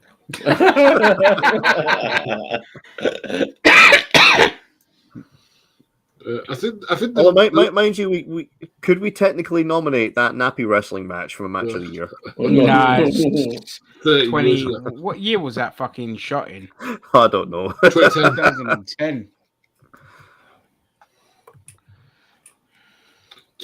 Whenever Matt Wolf does one of his college tours, I wish somebody would bring that up and say, you see that people should be judged by how they acted in the past. Well, should we bring up the fact he used to do rapid wrestling? Funnily enough, he got called out by Shark Zero during one of his calls. I like Shark Zero. Yes, I love Shark Zero. He's funny. Yeah, Shark Zero called him out over his remarks about impregnating 16-year-olds. Yeah. What was Walsh's response? His response was the standard pedocon response of, look, I don't agree with having sex with teenagers, full stop. But he's a liar, though. He was asked a simple question, which was about, would you force, do you acknowledge you would force a 12-year-old to to actually go full term with a pregnancy, despite the fact that it could potentially kill them? Yeah. And his response was? Again, his response was to deflect and say, "I don't think we. I disagree with having sex with children. Full stop."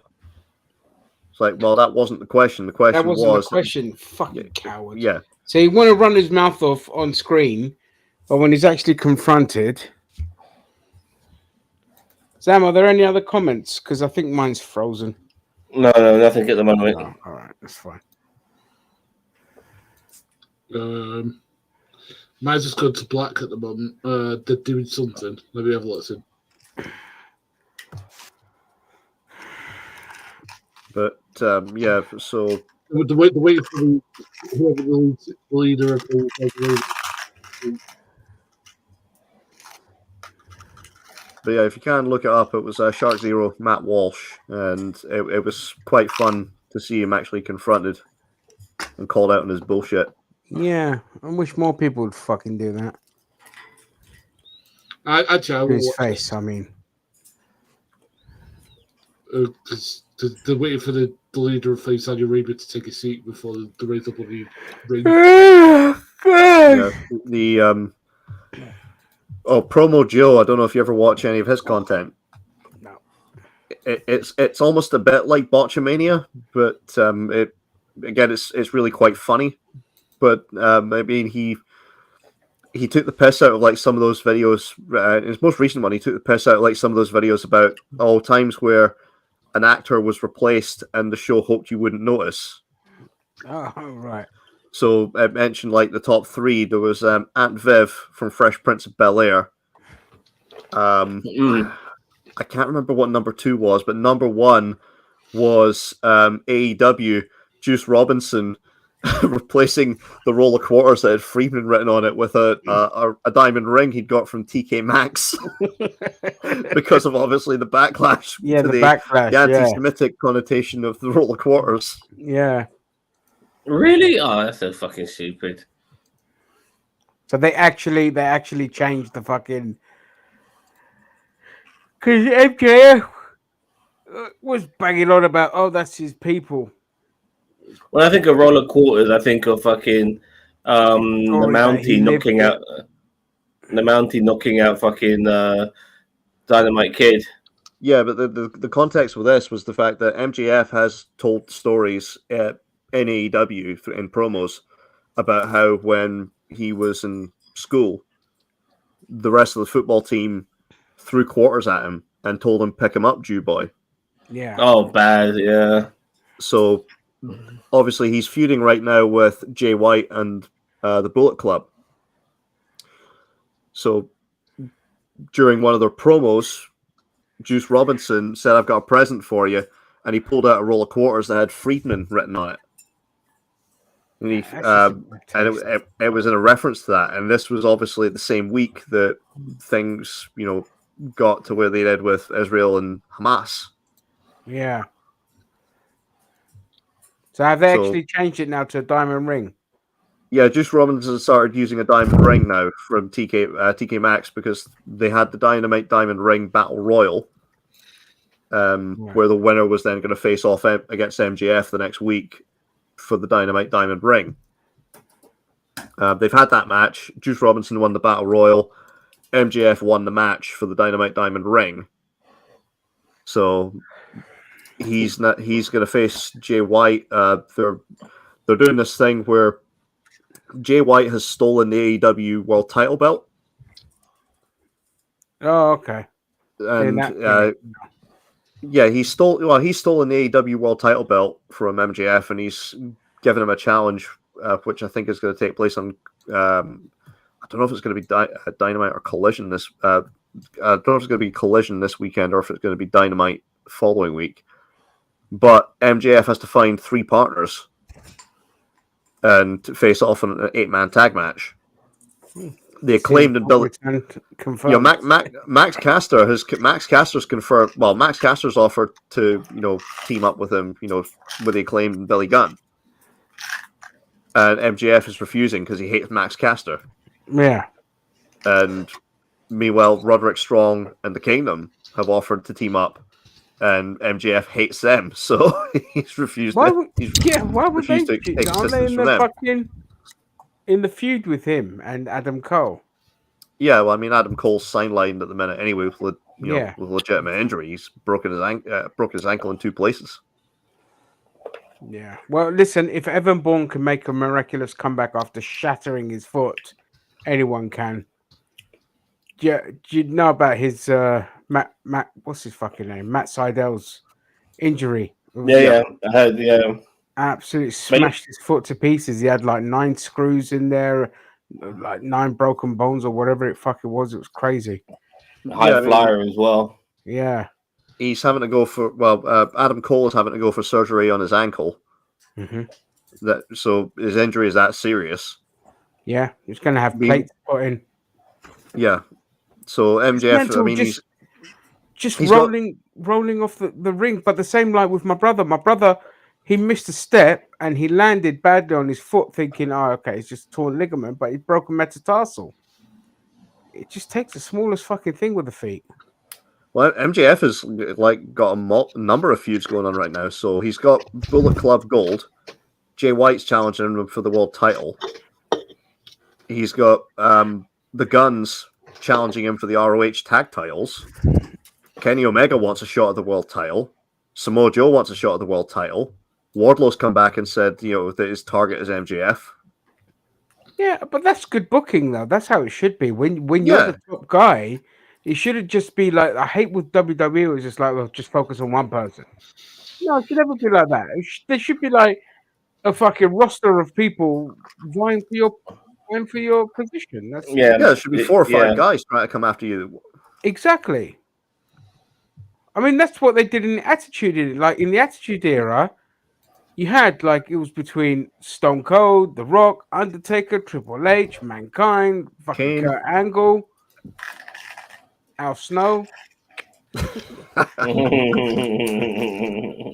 motherfucking Blackman. Yeah, Steve motherfucking Blackman.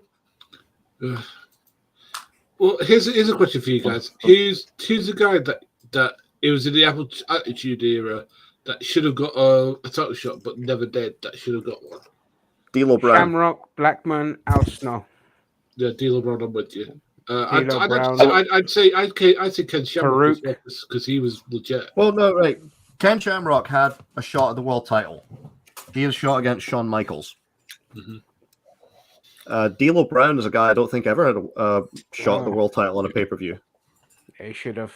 Yeah, by the way, Democrats are still used to prove me wrong. You're not wrong, mate. Well, I don't want to prove you wrong. You're right. Yeah, we don't like Republicans, but we also don't like fucking Democrats here either, mate. So, yeah, both parties are pro-genocide, pro-apartheid, corporate shitbags. Yeah, exactly. Like, look what they're doing now. Flaming Joe Biden's supporting Israel and its flaming current.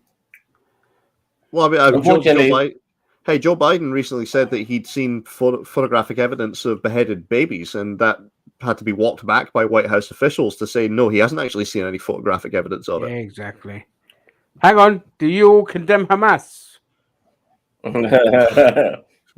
Hummus, I love it, man. Fucking hummus. Hummus with fucking yeah. I love hummus. No, but look, the only thing with Democrats and Republicans is that you have to choose one, and as shitty as the Democrats are, they will always be the better option than the Republicans, always. Yeah, because the Republicans have put people up who are literally insane. Literally insane. Jewish space lasers and fucking. No, that Mike fucking Johnson. Oh my god! I mean, since he became Speaker of the House, all this stuff. I mean, I know you mentioned earlier regarding the obvious, but there's more and more stuff coming out. He doesn't believe America's democracy, and all right. that sort of stuff. No, yeah, he is right, but obviously Americans don't want the people to know that. Yeah. So. I mean, think about it. I mean, funeral. I mean, like, look at the Conservative, the Republican Party. Your potential candidate is somebody who is potentially facing quite a lot of criminal charges against him. He's gonna be getting fucking butt fucked in prison. I don't care. Who? Who can get butt fucked in prison? Trump. Oh, I hope so. He's going to prison, mate. If he goes to prison, man, like I said, I'll do a fucking Cockney rhyming slang version of Donald's "Where's my trousers?" or whatever. You know, on He's fucking going to prison. Yeah. If that, I really, I just feel that this guy, he can do whatever he wants, and he just never faces real repercussions, and that's what concerns me. Like $10,000 fine. It's like finding me. It's like finding me or you a penny. Yeah. You know? That's assuming He doesn't Trump have actually $10 has million. $10,000. Yeah. Sorry. That's assuming Trump actually has $10,000. No, but the point is, within his circle, you know, he easily get it for somebody like him. Somebody would his cult to get the money. His cult, yeah, he scams the fuck out of them with all these donation schemes he's got going on as well, and then telling them to invest in gold all the fucking time and shit like that. My goodness. Yeah. Oh, I'm going to send you a link, actually. I'll put it in the group chat. It's clip from Countdown with Keith Olbermann, his podcast. It's a list of shit that Mike Johnson has advocated for over the years. Oh, lovely. Oh, here we go.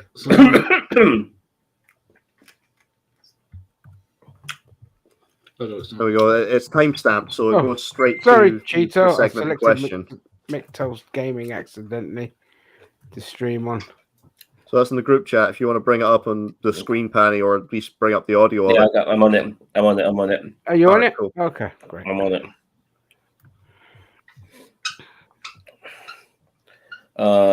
Can I turn off where I was streaming from, Zam? Well, I don't know. Where were you streaming from? I thought you were streaming from... just turn off like one of them, like Milk Toast Gaming. I don't know. I think we're stuck with it now. All right. Okay. Oberman. Yes, I've put it in the group chat. Yeah, sorry. I got it here. Yeah, 10 minutes, 25 seconds.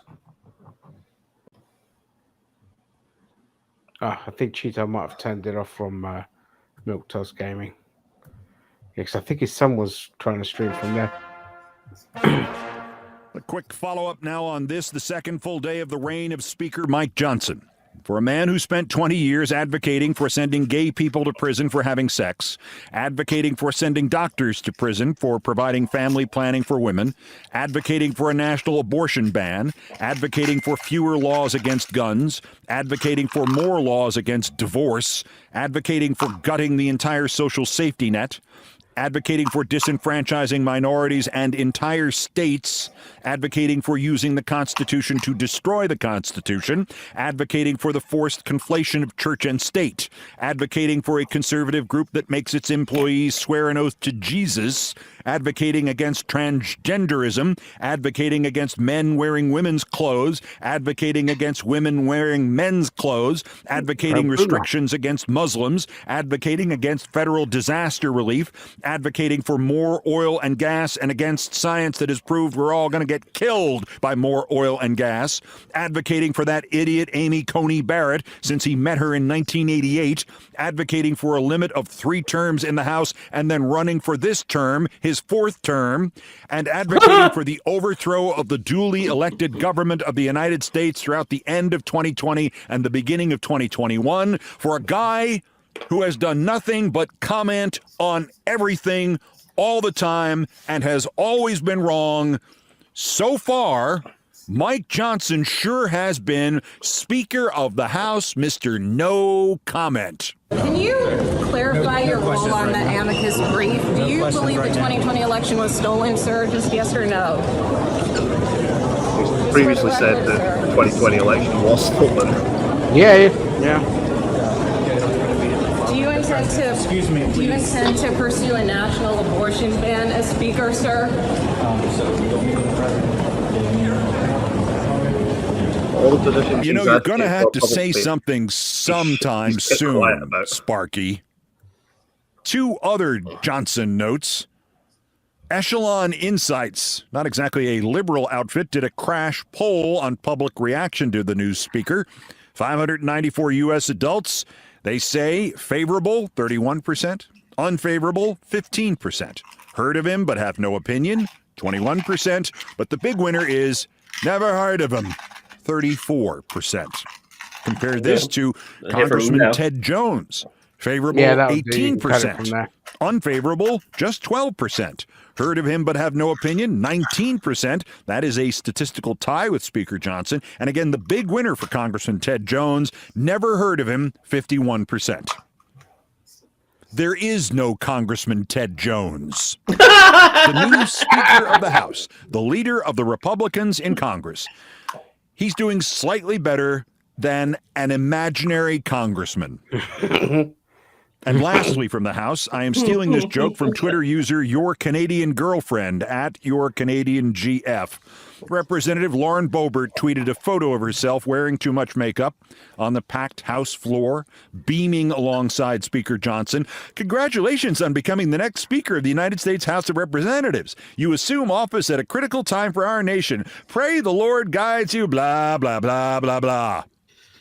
To which Your Canadian Girlfriend observes, quote, not the first time she stroked a Johnson in a crowded room. Wow. Yeah, you can stop it there. That was brilliant. That was brilliant. Yeah, but again, that was a fairly comprehensive list of all the shit that this guy has publicly advocated against, which he's now pretending, obviously, he's never said, or he won't comment on when he's all quizzed MAGAs about are the fucking same to me, mate. And he's for freedom. He's for freedom, yeah. Freedom as long as you're white and straight. Yeah. And male. And an evangelical. Who the hell's this? What, performing at this? Oh, doing the live singing. Yeah. Wiley. Oh God, I hate all this shit now. Is it Wiley? Hang on.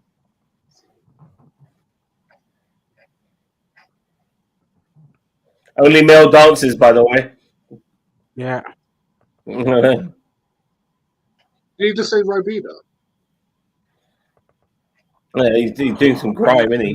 No, yeah, this is oh God, what is it? Obi or something? Hang on. I had Stormzy in my car, by the way. Good thing I don't have like epilepsy, isn't it? Oh, is this the one by? Let me see. Hang on. Is it Ngannou? Is he Nigerian? He must be a name like that. No, Ghanaian. Oh, Cameron. Sorry. This guy here is Flow Dan, and this song is from Skrillex and Fred again. Who? Oh yeah, who? Well, Skrillex and Dan again are great, but this guy is fucking whatever, man. I don't give a shit about grime artists. Yeah. Yeah, this kind of thing is not my cup of tea. Not my cup of tea either. Oh, they're fucking breakdancing. Oh, I'm always a big fan of that. Oh, by the way, have you heard that Elon Musk decided to do a pile-on Scotland's first minister? Why? No. Because he defended Palestinians. No. There's a speech from, I want to say it was earlier this year. I think it was last year, actually. I'll find out exactly when it was from. Oh, no, it's from 3 years ago. It's from June 2020. This is it was from a Scottish Parliament debate showing solidarity with anti-racism. It was from the 10th of June 2020, and this was in the aftermath of the murder of George Floyd. Obviously, George Floyd had been murdered in broad daylight by, 4 police officers. So, Hamza Yusuf made a closing statement in the speech. Part of it has been clipped out of context, and usual white nationalist pieces of shit highlight it and say, "Oh, Hamza Yusuf is racist against white people. He hates white people. He hates almost 100% of Scotland." So Musk replied to one of these videos. I think it was yesterday. It was from what was the account? I think it was called End Wokeness. Yeah, it was from an account called End. Yeah, I know that. Yeah, it was from an account called End Wokeness. It said Scotland's First Minister Hamza Yusuf openly despises white people. Why would Scotland's Parliament and King select a guy who hates almost 100% of the country? And again, it was the out of context segment clipped. It was where Hamza Yusuf, he highlights the fact that ethnic minorities are, really underrepresented in Scottish society. The fact is, at that time, there were only 2 ethnic minority members of the Scottish Parliament, both of whom were Muslim men whose family background came from the same region of Pakistan. Right.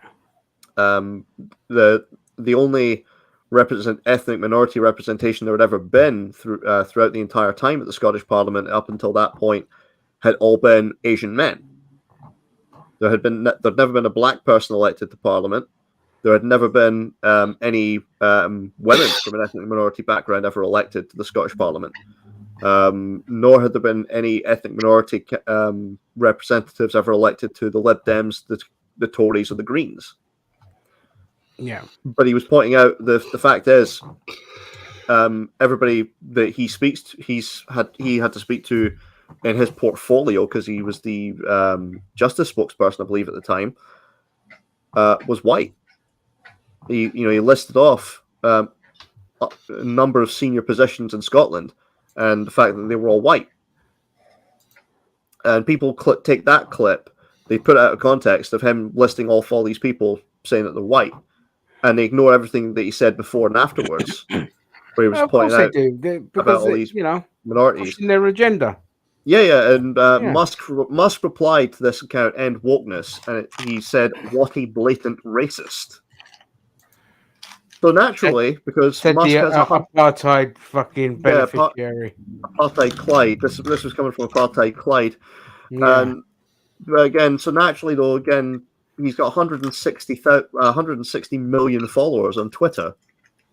I don't know how many of them are bots, but again, he's got 160 million followers on Twitter, a lot of racists among them.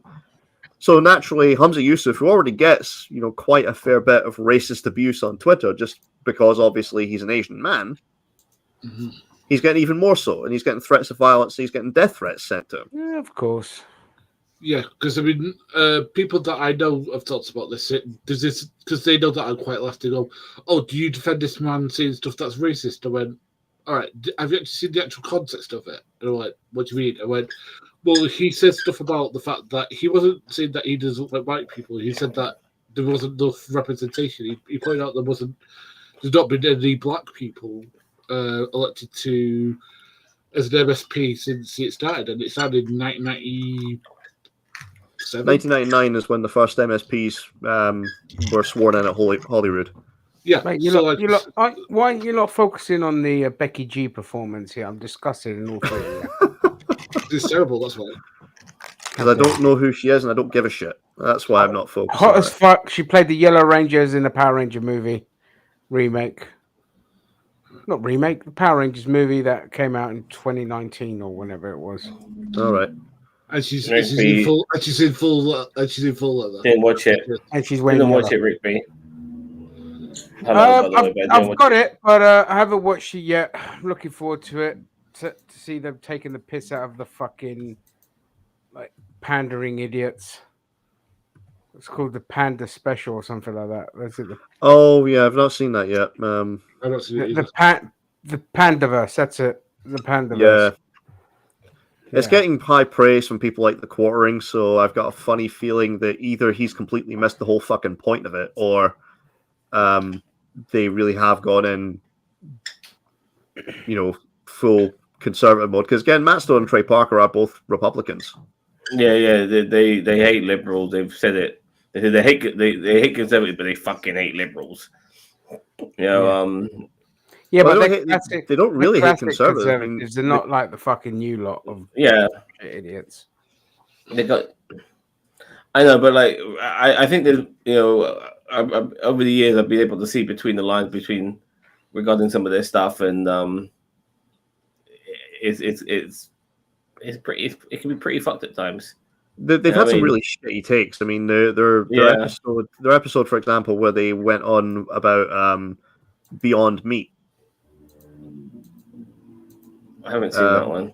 The left is easy to take the piss out of. In fairness, really, that from your side that fucking believes that the Earth is like 4,000 years old and flat. Yeah. Twat. And all the QAnon conspiracy theories. Yeah, and all the QAnon and the mass shooting and the fucking the amount of gay people that is there a reason we give Rick B any time in this channel? Huh? Is there a reason we actually give Rick B any time in this channel? Yeah, because we need the views. We have a laugh in the group. He's in another group that I'm in, and we always have a laugh. Yeah. But yeah, no. South Park did an episode where they were focusing on things like the Impossible burgers, like the meat-free Whopper, for example. And the whole thing about vegan meat, and their take on it was, well, Cartman doesn't care because when Cartman finds out what exactly it is, he doesn't care because he thinks, well, this is still unhealthy processed junk made in a factory, which it is. It's not entirely. I mean, not entirely, but it's still like processed like stuff. It's like, well, yeah, it's processed in a laboratory, but it's nowhere near friendly. It's nowhere near as unhealthy as they try and claim. No. I'm in no echo chamber, by the way, because I do listen to the right and I laugh in their fucking faces. I stay in my safe space. I can't go over to the right. It triggers me, and I break out in a rash. I mean, a lot of people on the right wing now are really pissed off with Spider-Man 2 because apparently Mary Jane is not hot enough. I mean, those are the issues of the right, and the fact that there's a lot of diversity, even though they're in New York fucking city. But all right, fair enough. Have a problem. It's amazing how the right wing have such an issue with diversity, like other races outside of the fucking white heterosexual male doesn't exist for some fucking reason. It's absolutely bizarre. Rick, you're in the center. You say you're in the center, but I've often seen you side with right wingers a lot with stuff they say about the trans community, about people who want just basically people to have equal rights. I mean, Rick B comes in this fucking chat and he talks about how he's a landlord, and how he's got like all these different television subscriptions. Again, I think he's a professional troll, if anything. Oh yeah, I've never met a centrist who wasn't right wing. By the way, yeah, they're all a self-proclaimed centrist who wasn't right wing. Is that Nelly Furtado? What, you mean like Tim Pool? Yeah, exactly. Yeah, like Tim Pool. Yeah, I really want somebody to pull that beanie off his fucking head. Oh, speaking of him, by the way, do you guys think how many Cybertrucks do you think he's ordering? Who? Tim Pool. 600. Yeah, load. Because they showed some of the tests for Cybertruck, and holy fucking shit, does that thing look like a disaster? What's happened with it? Okay, well, supposedly this thing is going to be completely rigid and rock solid, as in it will not crumple in a crash, which is unsafe. That's not safe. Cars are supposed to crumple when they hit impact. It's to take away from, the impact of the driver. Yeah.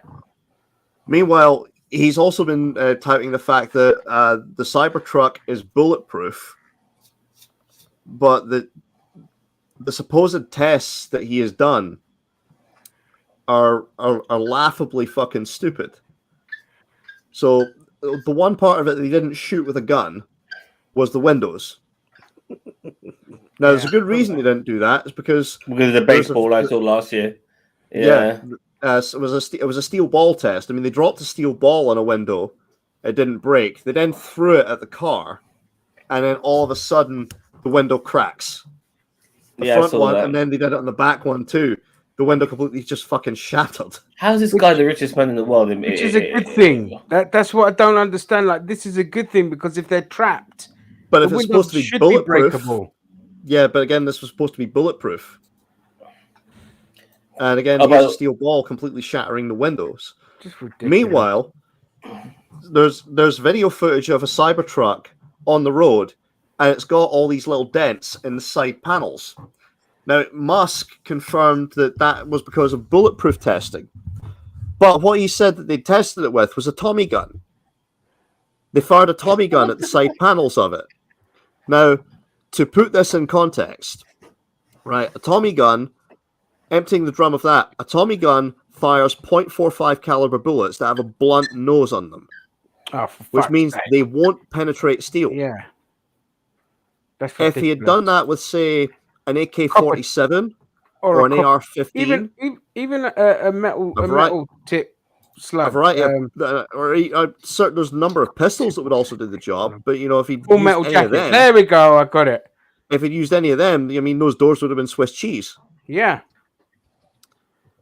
So unless so again, this car is bulletproof only if you're going to be ambushed by midget gangsters from Chicago in the 1920s. Stop!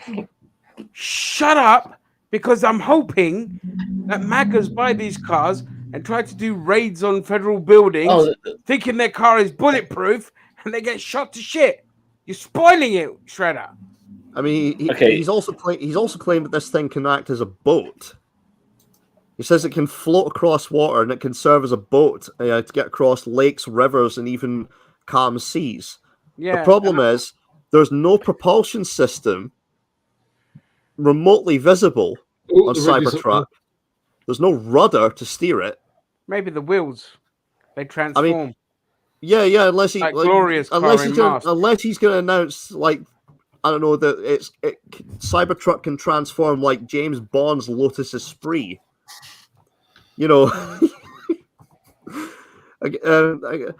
of course, Cybertruck could probably float. Yeah, there's a reason why he was said to have been massively upset and almost to the point of tears when he had the latest earnings calls of Tesla, because the stock had fallen so badly. Oh, I'm always telling people not to buy Tesla when they get in my car. When they talk about the electric cars, and I have obviously my car's electric, I told them never go for Tesla. Never go for Tesla. They're shit. Never go for it. Yeah. They have some of the and I just want to pick up on this point from Rick B. The Cybertruck does look cool though. No, it fucking doesn't. I mean I do like the look of it. It's so ugly. It looks like a modern version of the Sinclair C5. Yeah, I do like it. I do like the look of it. I have really weird taste in cars. Like for me, I like the Nissan Cube, for example. Fuck, I love that car. Love the look of it. The stupid car looks. Oh shit! What happened to my stream? The self-proclaimed centrist says the left thinks anyone who doesn't agree with them is racist. Yeah, you're a racist. Anyone that criticizes Israel is a what, Rick B? And that is the centrists and the right-wingers that are making this claim, not the left. There are people on the left that do the same shit. I'm not going to deny it. But they're Americans, and Americans are all fucking idiots anyway. Well, the left apparently is obsessed with people's melanin levels in the same way racists on the extreme right are. If people like me in the middle, you're not in the middle, dude. And yeah, you're right about people on the right are, because I've been racially profiled because of my fucking melanin levels. When I've gone to America, it's been like that, even in my own country. Yeah, and Rick B, you carry on, mate. I'm going to stick you in fucking Guantanamo Bay. Yeah. Hashtag racism. Exactly. Yeah, if I was to get honestly, if you're needing an electric truck, there's plenty of there's actually some really good options still. I mean, the Ford F-150 Lightning is definitely a good option. I think it's the Rivian R1T is also another good option. They're drastically outselling anything Tesla's got on the market. Yeah, I mean, Tesla aren't like Toyota's banging the competition on electric cars. Then it's like Volkswagen. Jeez. Like This Tesla, Francis guy, he's Nissan built, by also the way. do fairly He's well as well armed. with the Nissan Leaf. What's that? Yeah, the Leaf. Yeah, Nissan. Nissan with Leaf. Yeah, Teslas aren't like Audi's also good. it's just marketing. It's like Audi's also doing fairly well with the e-tron. Yeah, I mean it's I know you're brown, Rigby. That's why I say I'll kick you. I'll put you in fucking Guantanamo Bay. Hashtag. By the way, I just saw this Francis guy's right arm. My God, man. Yeah, he kind of looks a bit like Jonathan Majors, you know, in that sort of physical Mate, he aspect of dwarfs him. Majors. He'll Yeah, squish yeah. Majors. He's two of Majors' guns. Look at those fucking guns. Yeah, well, as I said, my prediction is if Ngannou lands a couple of big shots early on, then he's got a chance. But if this goes to round 4, that's when Tyson Fury will just wipe the floor with him. You know who also thinks that he's coming onto the stream? It's freezing. You know who also thinks they're brown? Dinesh D'Souza, and he likes to think he's brown, but he likes to think he's brown, which is weird because you know he once wrote a tweet saying, "Woken up this morning fresh, tanned, and ready to go." And I'm thinking, mate, you've been you fucking. And it's funny, like he comes up with these fucking things like 2,000 mules and stuff like that. The guy is a convicted fraudster. How is he still fucking? Mate, talking about. Oh my God! If you're talking about full of shit, I tell you what. Zam, you would have been proud of my nephew today, man. He comes up to me, goes, "The toilet won't flush." So I go in there, I see a thing the fucking size of a baby's arm. I'm like, that came out of you. You're only 5. Jesus Christ. I had to break it with a stick. I was going to say, just a funny I've never been side so note. proud in my life. Story about apparently somebody thinking, well, somebody else was black. I don't know if any of you guys saw this. It was an excerpt about Sabu talking about losing the ECW TV title. What, because No, you're black? No. Right, here's the story. The ECW's November to Remember of 1993 in Philadelphia, Pennsylvania, I pinned Terry Funk in a tag team match to win the ECW TV title. It was me and Road Warrior Hawk versus Terry Funk and King Kong Bundy. About 6 months later, Paul Heyman came to me and told me that he wanted me to drop the title to JT Smith. I really liked JT as a person, but at this point in his wrestling career, he was terrible. I really didn't want to put him over because then it would look like I was getting beat by someone who really sucked. That would mean that I would suck even worse.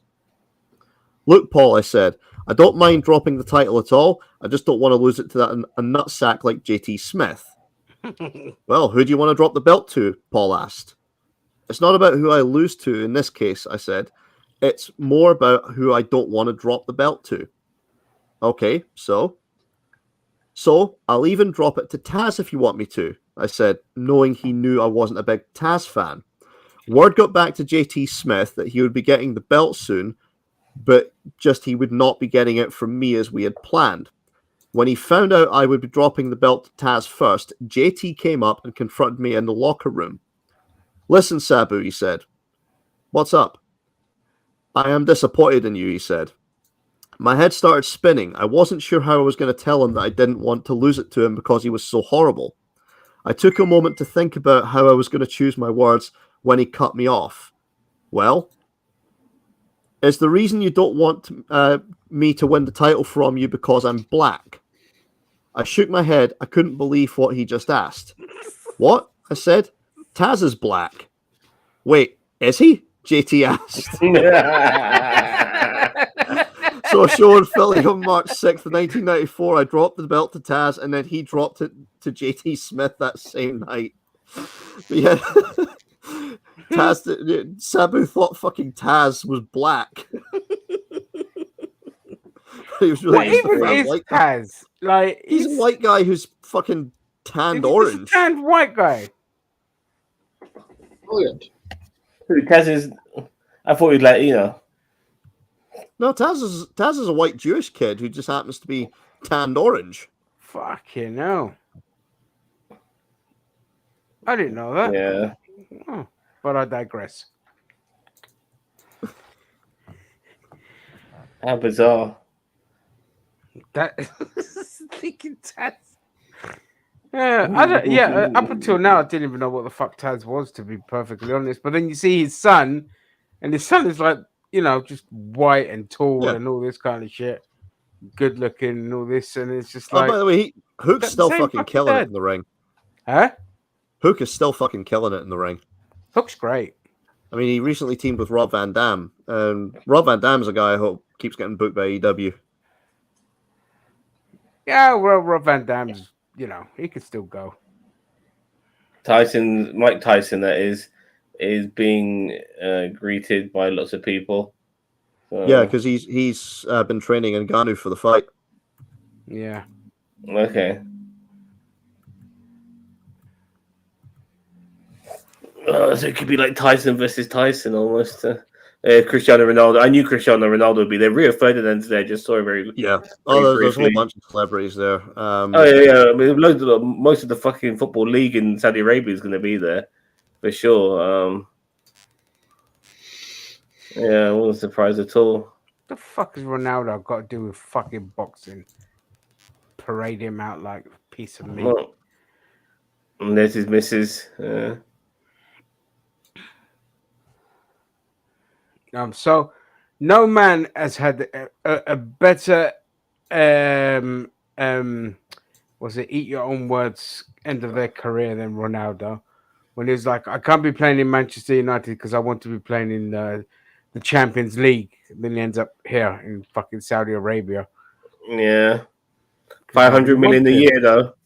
500 million a year. 500 Yeah, the million money, a the year. money. He already had money, so adding more money to the money he's already got, whatever, man.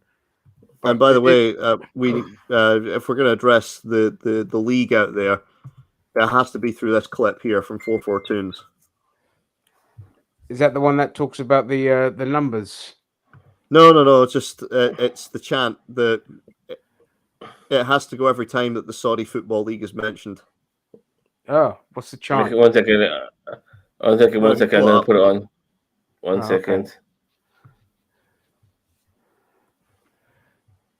It's what they put up every time they fucking mention that league. Go for a piss. All right, you guys ready? Yep. Yep. Oh, sorry, I'll not put it up. 1 second. There we go.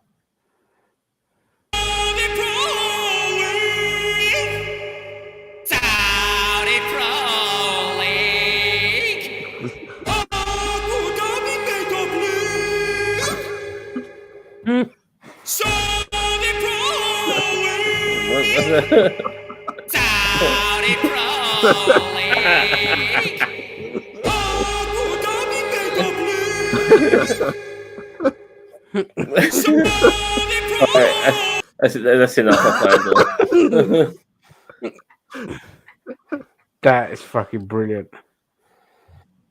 Yeah, the Abu Dhabi. Jordan Henderson fucking playing in front of 900 people. Yeah. Setting out your fucking principles for that prick. Fuck him. Isn't it Sean King? Oh, Sean King he used to work for TOIT, and then he just got embroiled. Yeah, in he's an activist. There's some people who claim that he's not actually black. I need to Google him because he admittedly is quite pale.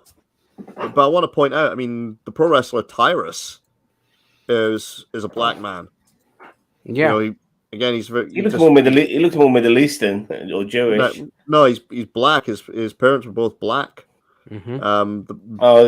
The thing with him was he has vitiligo, so his skin just went completely white. Yeah, my cousin. Doesn't that affect your hair color as well?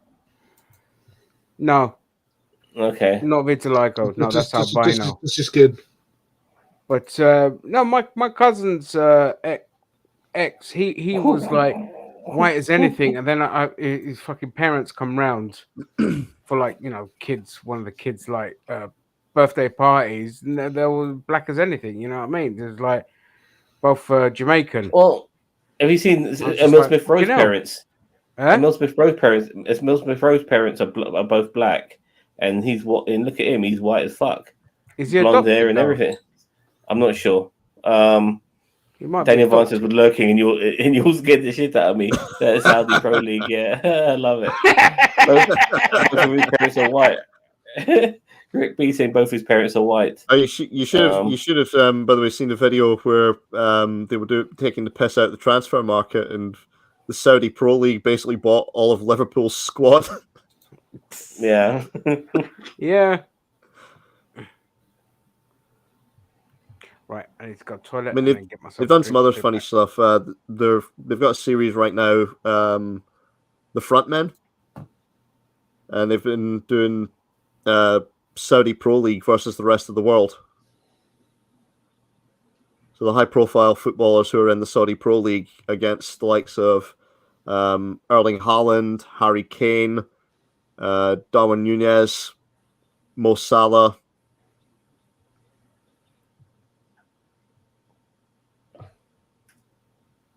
And this, by the way, this Ngannou. Is that how you say his name? Yes. Ngannou. Yeah, Francis Ngannou. Yeah, he's a big boy himself, man. Oh, he's a fucking beast. Again, he was UFC World Heavyweight Champion. Oh, he's a UFC fighter. Yeah, he left. He left. Well, here's the thing, right? He left the UFC after his last title defense because his contract expired. He'd fulfilled all of his contractually obligated fights, and he couldn't come to terms with the UFC for a new deal. So he left without ever being beaten for the title. Oh, he's undefeated UFC fighter. Undefeated UFC champion, yeah. And the thing is... Oh, this is Salman Khan, by the way. Yeah, but again, with Ngannou, the thing is, his first love was boxing. He's never had a pro boxing fight, but the first thing he actually ever trained in was boxing. And as soon as the deal with the UFC fell through, there was no, the fact that they were never going to actually come to an agreement. Tyson Fury put the challenge out to do a fight between the two of them. So Ngannou's had over a year to train for this. I really want Alexander Usyk to come in, man. Like, that's the match everybody wants, and Fury's... Well, Usyk's going to be in December. He's ducking that fight. 28th of December. Everybody was Fury versus Usyk. That's the fight everyone wants. And again, it's booked. It's December 28th. That fight's happening. This year? Yeah. Mm-hmm. Tyson Fury versus Alexander Usyk. Yes. 28th of December. Yes. Not the 28th, 23rd of December. That's in 2 months. Yep. But if Tyson Fury gets the shit beaten out of him, he'll need more than 2 months to recover. Oh, yeah, I'm well aware of that. But Tyson Fury thinks he'll get out of this clean. And he'll be able to fight Usyk in 2 months. Oh, no, I'm not happy about this. Because I don't want a battered Tyson Fury fighting Usyk. He needs to be healed up. I'm very upset by this. This is not making me happy. Yeah. I mean, I don't want Fury to bring out his excuses. I mean, in fairness, this is Tyson Fury's first fight in over 300 days. Regardless, the fact that he's having two fights, if he's having two fights within close, which are reasonably close to each other, the second fight obviously being the one I'm concerned about. It doesn't matter how much time he's had before. You shouldn't have two fights so close to each other. You should at least have like 4 or 5 months apart, minimum. Well, again, apparently he's confident that he can get through this fight. Yeah. Well, I hope he gets his fucking ass kicked. I think Tyson Fury needs to have a bit of humbling, in my opinion. It's not so much Tyson Fury I don't like, it's his father, John. I mean, John Fury, who's been trying to dominate press conferences, his father was a middling fighter, even back in his prime. I think his record was something like 8-4 before he retired. And he's trying to call out Mike Tyson. And I think Mike Tyson, even today, would just absolutely fucking destroy him. Yeah. Mike Tyson's in great shape at the moment. Yeah, because I mean, he had that comeback fight, that exhibition against fight, and Roy Jones Jr. Jones. Yeah, Roy Jones Jr. And it was a hell of a fight between the two of them. Yeah, it was. I'm so glad we're getting an extra hour's sleep today. Fuck me. It's going to come in handy.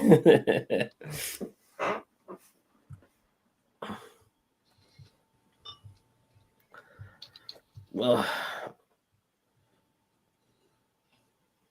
but again, the question is, how long is this going to go on? Because Mayweather-McGregor, I think that only went on as long as it did because Mayweather has admitted, I mean, his hands are brittle. yeah, he's arguably, for me, the greatest boxer of all time. People like to go like the pound for, but I don't like Floyd Mayweather as a person, but I have to admire him as a boxer. I can't help it. The guy is. I've never seen a guy defensively be so hard to hit and then know when to hit. He's not the most flamboyant boxer. He's not the most exciting boxer to watch. But if you are into the game, into boxing through understanding the technical aspects of it, you can't help but admire how he's just so good at not getting hit. He's just so good at not getting hit. It's crazy. And same with Tyson Fury to a degree. He's very good at not getting hit. Yeah, I mean, he rarely ever gets knocked out in his fights. Yeah. And when he did, he got straight back up. Yeah. Now I know he's Tyson Fury's also spoken about this disparity in the physiques between both him and Ngannou. He thinks that the fact is that because Ngannou is more well built, has got more defined muscle, he thinks that's probably going to play against him. He thinks that Ngannou probably doesn't have the cardio. Yeah, I always hear about people. People are built don't have good cardio, good stamina. Well, it's because muscle weighs more than fat, and muscle and like having that much bulk tires you out because your blood has to get pumping through your muscles, and then that's what causes you to gas, basically. Yeah, I mean Tyson Fury's got gut, but I mean he's conditioned for the ring, cardio wise. Yeah. I mean, it depends if you can, if Ngannou can land those punches and let Tyson Fury know about it, then we'll see. If he's got power behind that muscle, then Ngannou definitely has power behind him. I mean, his punches register at 98 horsepower. Holy shit! I've never known punches to register at horsepower. I mean, Ngannou is considered to have the strongest punch in any combat sport. Yeah, like did you know those like machines that like measure your power? Yeah, but they usually measure it in pounds, don't they? No. Pound pressure. Like per square inch. Basically, he punched one. He basically nearly knocked it off its thing because he is that powerful. Beautiful. That's what I'm saying. If Ngannou lands some big shots early on, this is over. But if it goes fourth round or beyond, I think that's when Tyson Fury's skill as a boxer is going to seal it for him. Regarding Ngannou as a boxer, because mixed martial arts and boxing are two different types of styles, and yes, you can incorporate boxing into your mixed martial arts, but to be solely a boxer, like the rope-a-dope styles and being able to have a spring in your step, it's I mean, we saw what happened to Conor McGregor, and Conor McGregor was bragging about the fact that he only have to box. He said, "I only have to do half what I already do now," and it kind of showed that it wasn't the case because Floyd Mayweather outclassed him. Oh, this is a slightly different kettle of fish though, because Ngannou, when he made it from Cameroon to France, was living rough, and the first discipline he actually trained in was boxing. Oh, awesome. So again, he's never had a pro fight in boxing, but he trained on it. He trained in it fairly early on in his career. Was that he then wound up getting into MMA. But now, again, he's had over 300 days to train. He's had over a year now to train for this fight, because the challenge was put out by Tyson Fury fairly quickly. And Ngannou had spoken to the likes of Ariel Helwani, saying that he would like to give boxing a try. So he's had over a year, why not? over a year and a half to train for boxing. He's been training with Mike Tyson. And again, he's got a background of training in boxing, so I think he probably has a better chance than Conor McGregor did. Yeah, it's really weird seeing Mike Tyson as a trainer. I hope he taught in all those disciplines. And Mike Tyson, obviously, he's an inside fighter as well. Yeah, I'm really hoping that he'll teach Ngannou to go on the inside instead of using the distance fight. Yeah. Go right in there and just beat the fuck out of him.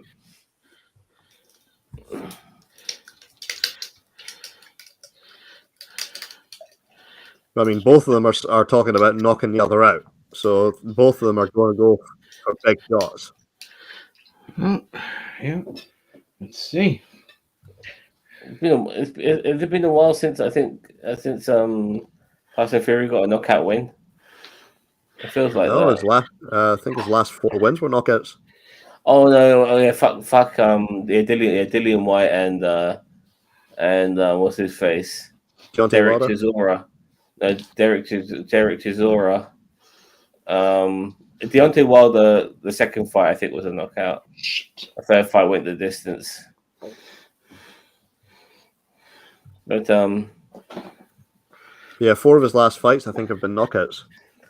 Yeah, I've fallen out. I'm not fallen out of love. I've fallen out of respect for Tyson Fury. Everything he's been ducking Usyk. Obviously, they're going to be fighting this December you mentioned, which is great. But at the same time, like picking people like Derek Chisora is just, what the hell were you thinking, mate? Derek Usyk's in the crowd to watch this. What's that? Oh yeah, Usyk's in the crowd watching this. Mm-hmm. Yeah. Is that his next opponent? Yeah, Usyk's going to face Tyson Fury in December. Yeah, this is like both of them are undefeated. So both of them are recognized world champions, so it's going to be for the undisputed world championship.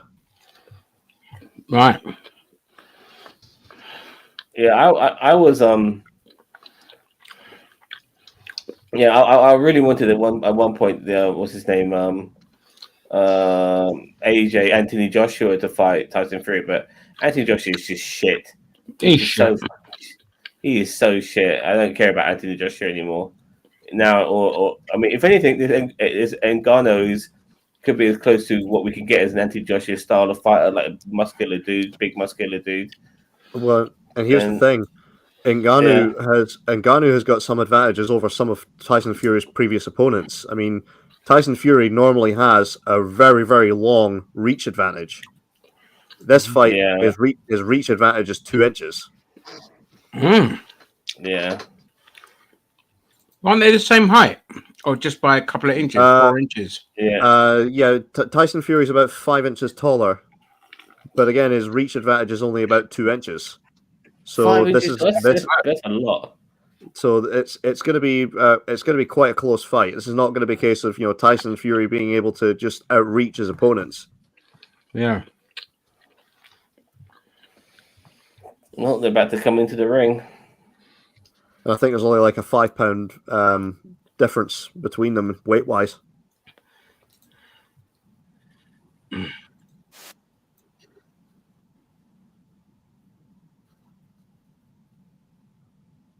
Yeah, here we go. The entrances. Is it going to be more crap? Yeah, of course. There's going to be some dickhead going to be singing alongside them and shit. Michael Buffer's still going. Fucking hell. Yes. Hey, yeah, he's always going, dude. Michael Buffer's the man everyone wants. He is. Great boxing, great ring announcer for boxing. Absolutely fucking horrible for pro wrestling. Oh yeah. What do he ever does at the Royal Rumble? For me, there will never be another No, Howard Finkel. he used to do the main event of Monday Nitro every week.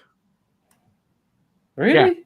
Yeah, and WWE's pay-per-views. He would do the main events for them. Monday Night Raw. Yeah, sorry, yeah. Sorry. But he would get names wrong, so things like Brett Clark.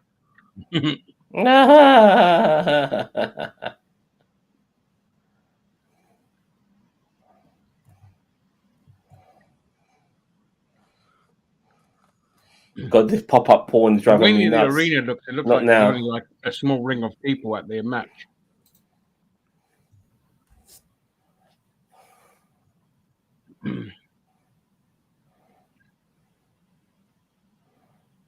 Michael Buffer's like 76 years old, by the way. He's not a fucking spring chicken.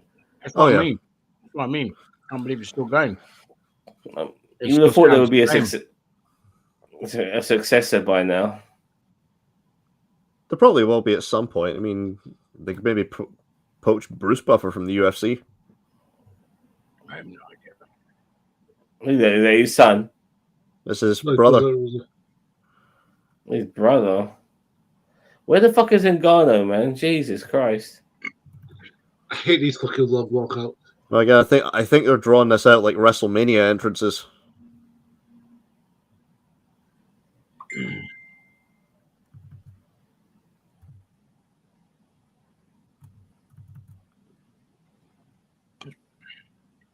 Oh, Cheeto was streaming Breath of Fire 4.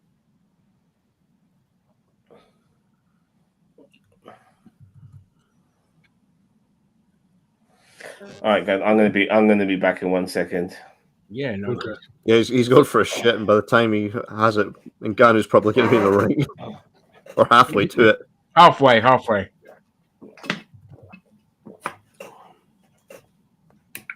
So for the people Okay, we're waiting. This is now beyond Undertaker level. Yeah. Undertaker would at least have been halfway there by now. By the time the Iron Sheik gets to the ring, it'll be WrestleMania 40.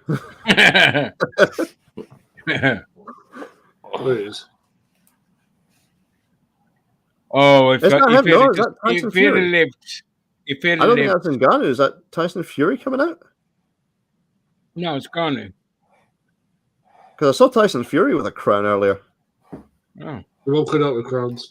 Or maybe it isn't Ngannou. Yeah. Oh, that probably isn't Ngannou.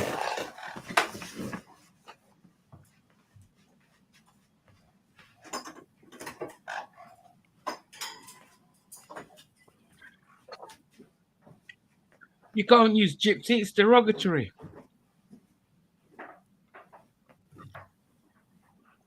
Oh.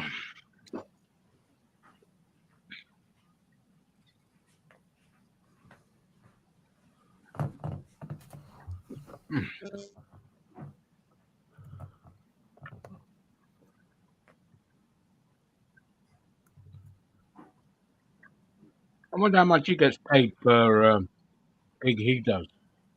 A lot.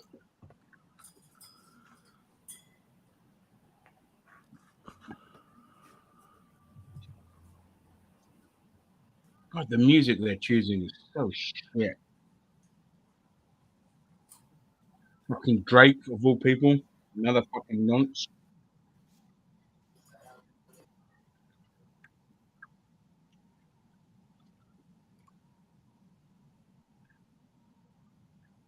God, it's such a fucking joke. Just punch each other's lights out.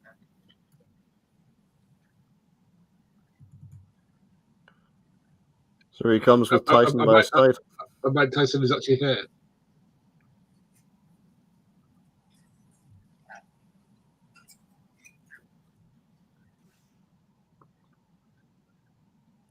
You've got a man playing the music of a pedophile being trained by a rapist. Well, they sure know how to fucking pick them.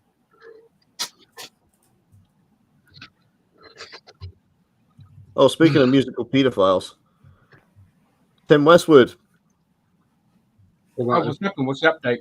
Quizzed for a fourth time by police. You guys are fucking creepy. Yeah, real life Ali G got quizzed for a fourth time by the police about sexual assault. One of the allegations from one of the women involved is that she was 14 at the time when she had sex with him. Tim Whip with the Jesus. Jimmy Savile of fucking rap music. Yeah. Fuck! I need to mute this. Like. There's no one I hate more in the music industry than Drake. He made a success of being a guy who needs auto tune and can't even follow a fucking tempo of a song. They all need auto tune. Fucking hell. But he's the worst of the lot because he can't even follow the tempo of a song. He's all over the place. We were saying earlier, by the way, Zam, it would be absolutely brilliant for a Saudi Arabia show if somebody just decided to completely fuck with the crowd and came out to Adrian Street's song, Imagine What I Could Do to You, full makeup. Or if they came out to Gay Bar by Electric Six. I'd love that one. Such a fucking... I love it if too. If they said no, then just play their other song. Fire at the... Oh, he's doing the Goldberg entrance. Voltage. He looks more like a jester than a king. Again, this entrance is fucking longer than The Undertaker ever managed. Yep. Goldberg. That's what I'm saying, man. Amanda Holyfield. That was a wrestler I could never get behind. And Lennox Lewis. By God. Oh, fuck. They're acting like doormen, man. What the fuck? ID, please. ID. No shoes. What's with the red lighted? It looks like he's in Amsterdam or something. Yeah. Look, the other doorman.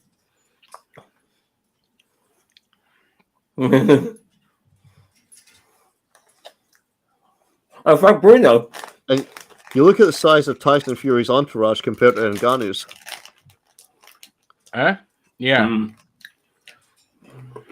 Is that Dolly Parton? Nah, she... Yeah, they're playing Jolene. Yeah. Oh, they're playing Jolene. Yeah. Well, at least he's got taste in music. We started this rap shit. Yeah. Frank Warren. I've met him, by the way. Frank Warren. Yeah, I met him. I've met him twice. Long time ago, I bumped into him when I was stewarding at a boxing match when I was very young. And then when I was working as a cab driver recently, a few years ago, about 5 years ago. Right. I didn't have him as a customer. My other driver had him as a customer. I had his mate as my customer. But this was when what's his face? Oh God, I forgot his name now. David Hay. David Hay having a fight. It was another disappointment. Yeah, all mouth. Great Olympic. People like him. Wasn't he one of Mike another Tyson's one. like final defeats? What? David Hay, wasn't he like one of Mike Tyson's final defeats, or am I thinking of somebody else? No, it wasn't him. Else. Danny Williams, maybe? I think it was Danny Williams. Yeah, the only thing David Hay did well was he fought this huge, like Soviet guy, like the Slavic guy. Yeah. He said when he broke his hand when he punched him hard in the face. Yeah. He said like when he hit him in the face, he said one of the hardest things he's ever hit in his life. Yeah. But also, he's in a throuple. What? Throuple. What? Fuck me, you're transitioning to Pretty Woman. No, yeah, I know. Yeah. So basically, he's dating two women at the same time. Basically, that's what throuple is. Oh, I don't care about that. Listen, I think he's taking a piss out of the Saudis with this song. I'd never settle down. Mind you, I don't want to fucking settle down now, and I look like a goblin, but you know. Is he going back to his chair? No, he's not. He's knackered. And no, Rick B, we all fucking hate Saudi Arabia. And by the way, next week, Crown Jewel. Yes, no. Yeah. I'm not watching that out of principle, and it's more because of just how much I fucking hate Logan Paul. Look, the only Rick, I put this stream on. This was my idea because my original plans didn't happen. So I thought, fuck it, let's just put this match on. What I didn't even know they were in Saudi Arabia until fucking somebody mentioned it. I know there's because we play with fucking R&B shit. It's not R&B, mate. R&B is good. Like what we listened to was dog shit. Yeah, modern music, man, is shit. Yeah, well, I blame the record industries because of their stupid fucking draconian rules on streaming music. Even like a second of it, people now just miss out on good tunes. Mm-hmm. God, Michael Buffer looks like he's about to die. Like Tyson Fury's got fucking 316 on the back of his jacket, like he's Stone Cold Steve Austin. Yeah. We know he's a wrestling fan. I know he's a wrestling fan. Yeah. I'm glad he's.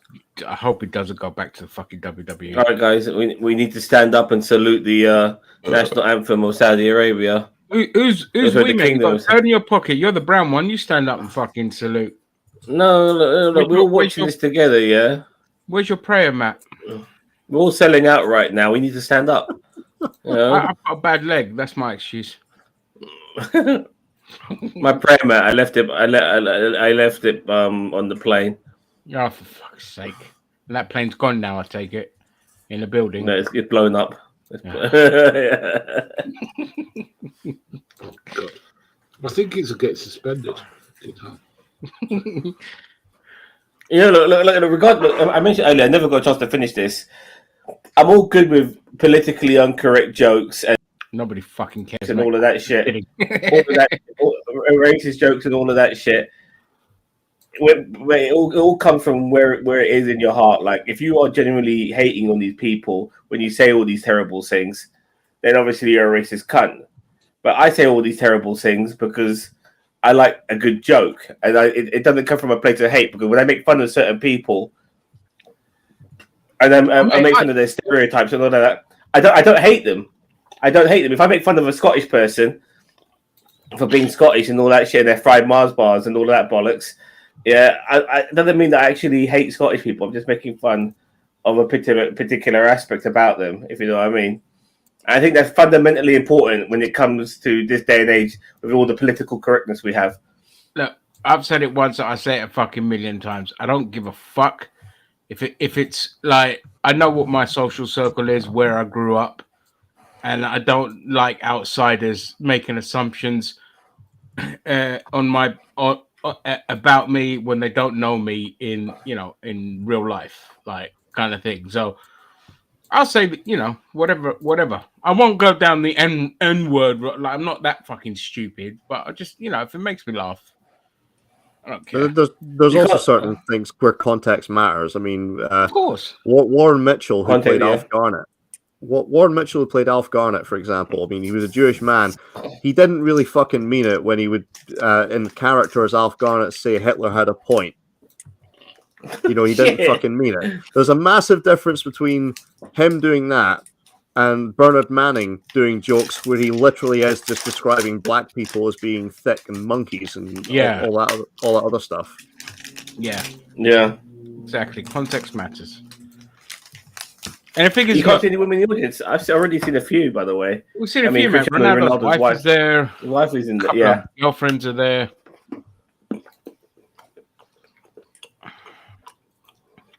Like I said, like, again, with my social circle, we tell each other the most politically incorrect fucking jokes. Nobody cares. Like even at work, like again with African Woman. workers doing their accent, and they fucking love all that shit. Or if you slip in a couple of their, Nigerian words or whatever, nobody cares. It's only people on Twitter that give a fuck. Because they want their brownie points and pats on their back. Meanwhile, all their fucking friends are white and they're gentrifying all the areas, pushing out fucking.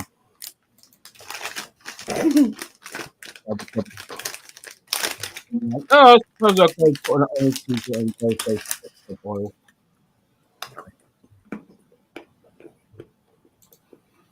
Right, my turn. But Oh, god damn it. Oh, no, I thought it'd frozen.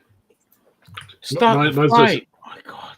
Mine's got suspended. Ngannou and that guy standing next to me, they look like a fucking tag team. What? Standing next to you, or next to Ngannou, the guy with the long dreads. Yeah.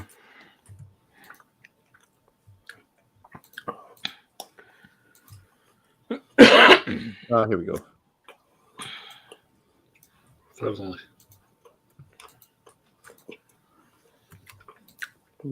So still doing the introductions.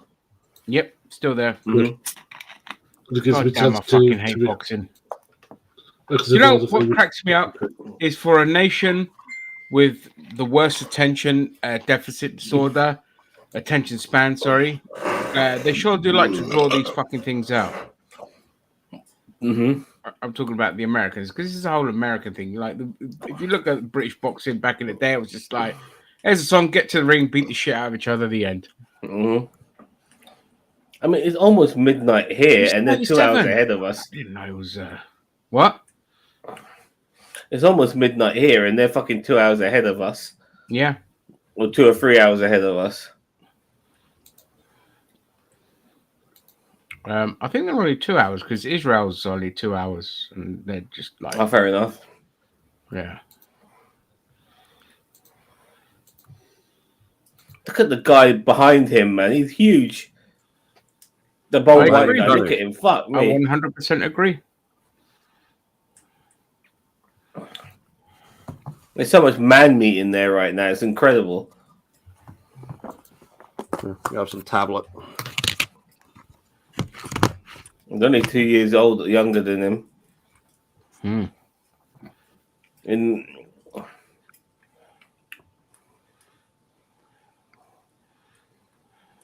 yeah, like I said, there's only like 5 pounds of difference between the two of these guys. Only 2 inches of reach. 2 inches. Yeah, 2 inches. He's only 2 inches taller as well. Than 6'4". Is he 6'4"? I thought he was 6'7". Yeah, so did I. No, Ngannou's 6'4". Tyson's 6'9".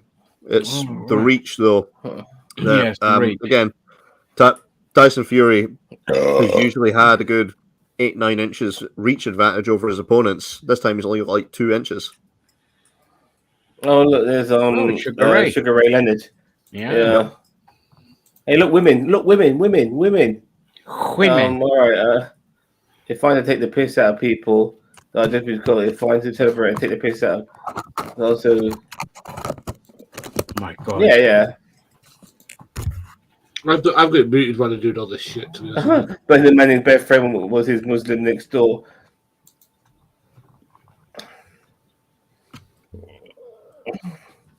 Yeah, and Roy Chubby Brown likes people from all races, yet he does the most racist fucking jokes.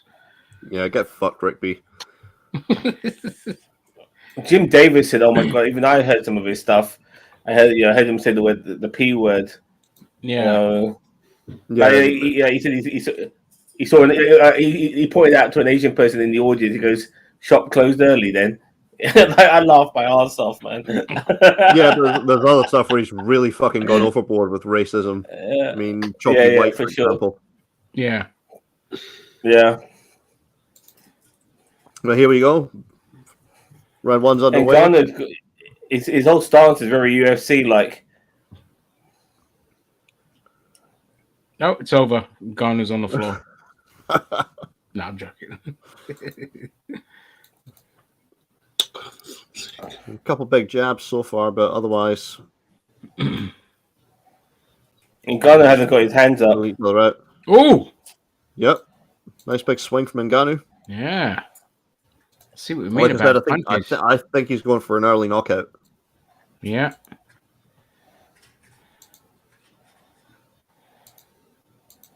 Cuddle.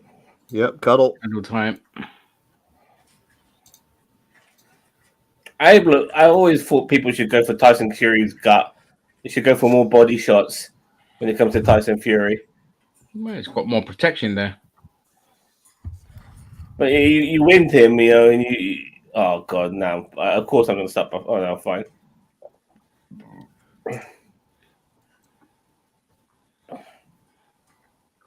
Go on, land the punch. Go on, give it your best shot. Go on. They're both just trying to feel out for the jab. Yeah. Well, don't try and punch me, mate. Go on. Oh, it's only 10 rounds, not 12. Yes. There's Usyk. I think Usyk's trying to taunt him. By the way, The previous prelim fight was for a title. That's why it was 12 rounds. it's weird seeing Ronaldo in the front row like that, man. It's crazy. Yeah, forget this is just an exhibition, like.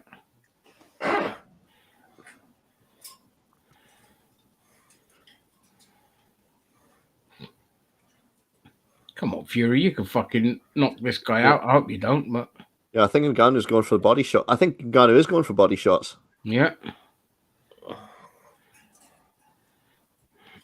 Fucking punch the kebabs out of him. Here's your fucking cider. I think. Yep, he's going for. Ngannou's focusing on the body. Mm-hmm.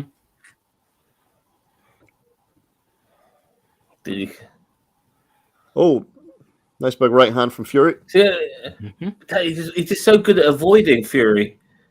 Yeah. Oh, another shot there. Yeah, he's a little connection there. Yeah, jab from Fury, counter Yeah. cross from Ngannou. He does throw a fucking good punch, old Ngannou. Just needs to. Well, connect. I mean, he knocked out Junior Dos Santos in UFC. Was a great, I think, uppercut, wasn't it? Mate, his cut man is fucking bigger than him.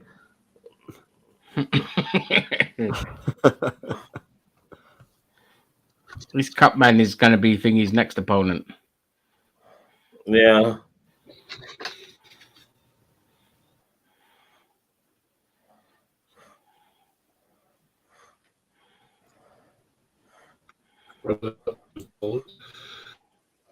Oh, you're breaking up, guys. So we got some Vaseline being applied to Ngannou already. Fucking hell. Yep. Oh, Yeah. Oh, that was a right hand and a half. From Fury. Yeah. Yeah. They always measure they use one hand to measure and they follow with the other hand. Yeah. That's what Tyson Fury did there.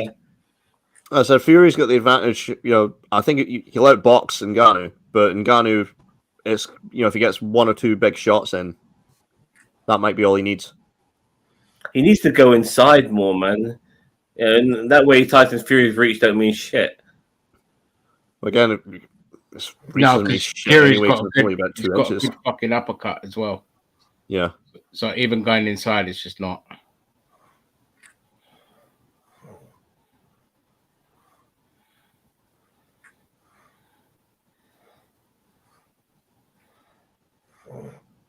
Guy just gets around people so easily. Again, Ngannou's trying for the body. Yeah, he's definitely working the gut. That's good shout, Sam.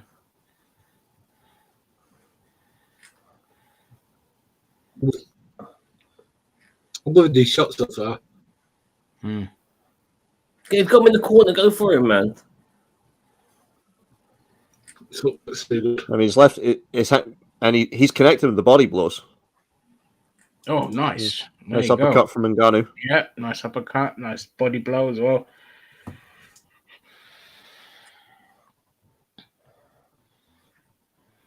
Ooh. Tyson Fury switching to southpaw. Yep. Ooh. So, That means you're going to try and go for a fucking massive swing with that left. Yep. Oh no, buffering. Do too. Jab, jab. Swing Yep. with the left hook. We'll switch his stances. Nice. Is Tyson's forehead bleeding? Hope so. I can't see. Yeah, I think he's cut just above the brow. think Yeah, so. he is. Yeah. Yeah, Yeah, he is. Tyson Fury's cut. Yeah.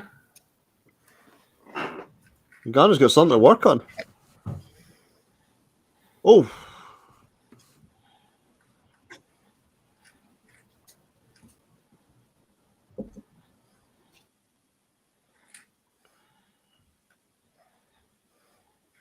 What is that? What are you doing? Yeah, what the hell's What are it? you doing? Fucking hell. You're a world champion and that's what you do. Oh, fucking cheeky little uppercut there.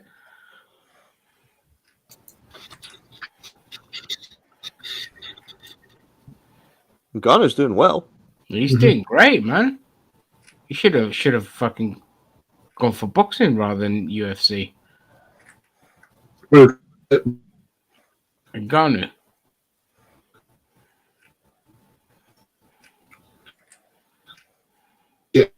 Again, they're feeling out for the jab. But the end of the round. So round 2 and Tyson's cut. Yeah.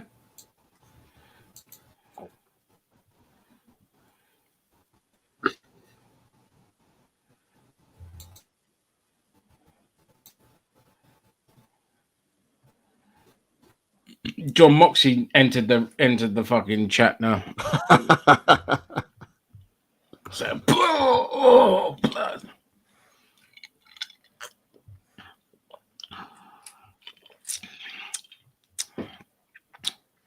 Yeah, a couple good uppercuts from Ngannou.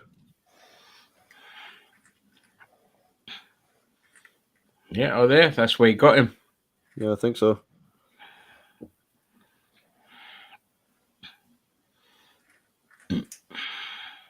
Yeah, Fury's still the odds-on favorite, but again, Ngannou is doing very, very well, especially given this is his first pro fight, and he's cut Tyson. Yep. So round 3. Ooh.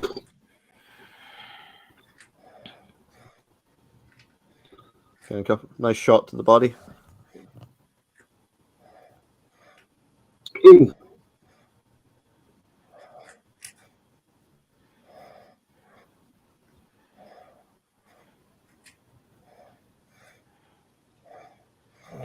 Oh, Both went for the other. Again, combo from Ngannou. 1-2. Another body shot. Get out of the way, ref. Yo, Shred, can you send me your link, please? My one's down. Go into the Just send Facebook it to me. group Send it. and just scroll up a Okay. bit. That's the one I'm using. Just the one that Shredder sent. I need to do that as well. Yeah. Ooh. Ooh. Mate, Ngannou, man. Yeah, and Ngannou's getting a couple of shots in with the jab. Yeah, mate. World champion. Here we go. Takes down Fury. Fucking world champion. Don't care. You should walk around with a mock belt. Spray an X on it. Live stream 1, 2, or 3. 3. 3, yeah. I love you, man. I love They're you. in the clinch man. again.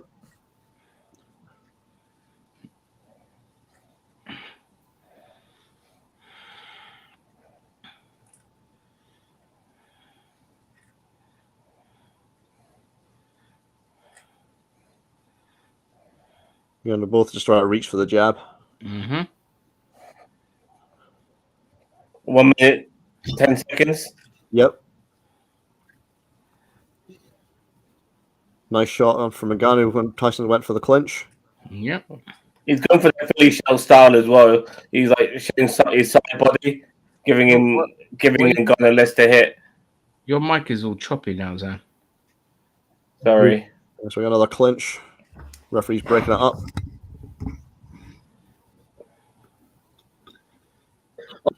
Oh, he's down! Tyson, oh! Ngannou knocked down Tyson Fury. Have some of that. No wonder he doesn't want to fucking go after his opponent. You know, get knocked the fuck out. Round 3, and he knocked down Tyson Fury.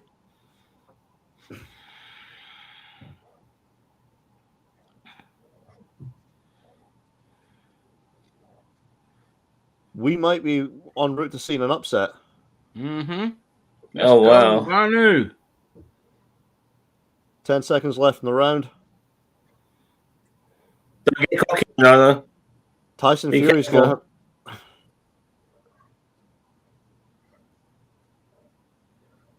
I think Tyson Fury's just realized that he is in a fight. Yep.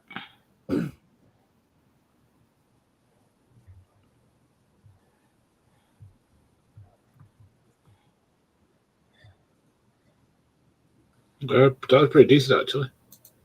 Oh, left hand. Yeah. I just my the A thing. 1-2 from Tyson Fury, and Francis Ngannou Oh, counters it with a left hook. Floored him. Beautiful. Oof. Oh, that's it. Oh, yeah. Yeah, you can see the sweat flying off him in that one. Yeah. Yeah.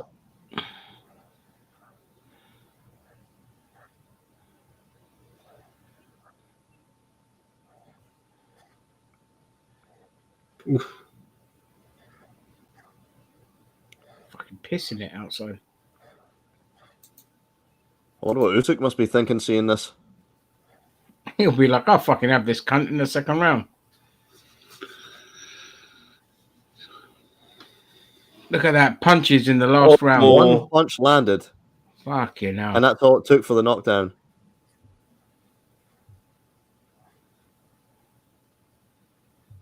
He just... Yeah. He just can't... Oh, right in the gut like that. Again, another body blow. Oh, he's so much confidence in him now, man. Yeah. Again, Ngannou's going straight for the body. And he's not even close to looking tired either. No. Ooh. Ooh. Couple of big shots. Again, Ngannou's sticking to the game plan. He's going straight to the body. Mm-hmm. Oh. Get in there. Get those fucking uppercuts in. Yeah, another clinch. And another. Don't be a pussy. I think he's doing what he does, which is like read his weight against him. Yep. Which is a good strategy, to be honest with you. Oh my god, you could have fucking swung! You said you go for the hug again, you prick. Go on, fucking knock the prick out. Fucking take him out. What is this mediocre shit? Right. Yeah, Ngannou is not being bullied. Nope. Tyson Fury usually uses that big weight advantage he's got, and he's not got it. Nope. He just doesn't have it. Again, he's only, 5 pounds heavier than Ngannou? Yeah.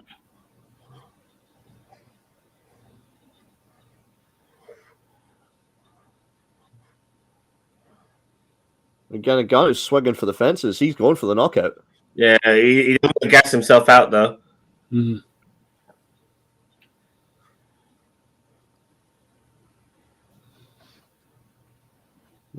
Oh! Oh, yeah. Big shots from both of them. Yeah. 1-2 from Fury and a counter punch from Ngannou.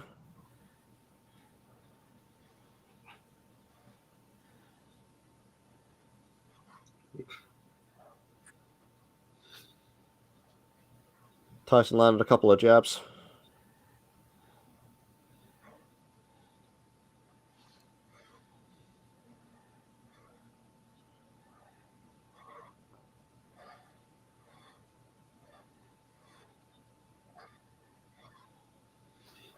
Again, going to the body.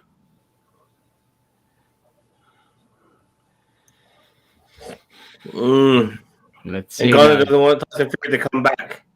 Yeah.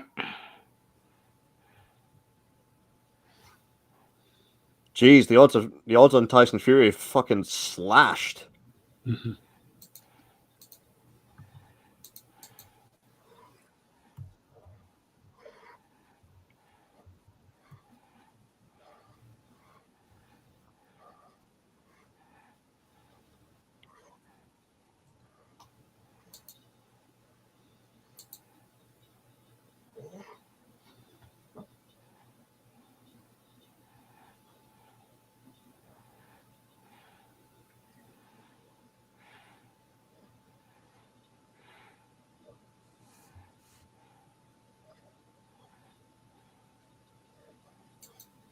You see the welts appearing on Tyson's head. Mm-hmm. Yeah. Oh, Manny Pacquiao. Manny Pacquiao, Larry Holmes there. Oh, well, that was it. I couldn't remember the fucking name. Oh, So in round 5, guys, do you think we're going to see an upset? yeah, possibly. Possibly. Yeah, again, a couple of big shots from both of them there. Neither connected. I think if either one of them connected, that might have been fight over. Yeah. This is the Vince McMahon dream boxing match. What, Yeah, a two couple big jab- sweaty men? Tyson's starting Two to big- just throw jabs now. Yeah. Oh. Nice. Oh, big shot from Ngannou. Yeah.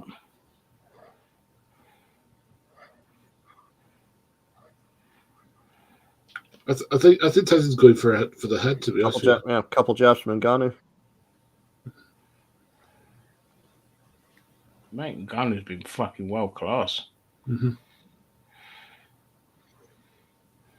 I thought he'd gas, to be honest with you, and he hasn't really so far. Yeah, you would He's think been that great. you would think that Tyson Fury would have the better cardio because again he's done boxing for so many years, but again Ngannou's had a year and a half to train for this. Yeah. Not that the UFC cardio is shit, but compared to a boxer's, it is. Well, you don't train for this many rounds. No, exactly. He hasn't shown any sign of. Swing from Fury, and it's now a clinch. Mm-hmm.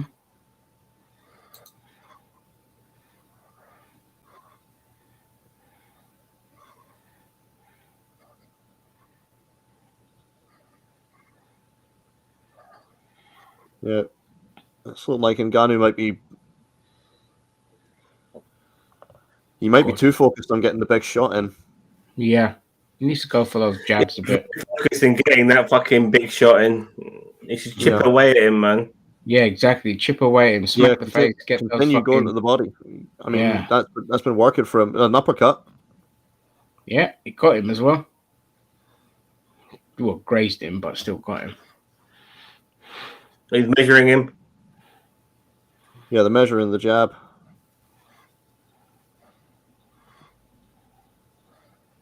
Oh, he did it again. Oh, 1-2 from Tyson. Oh.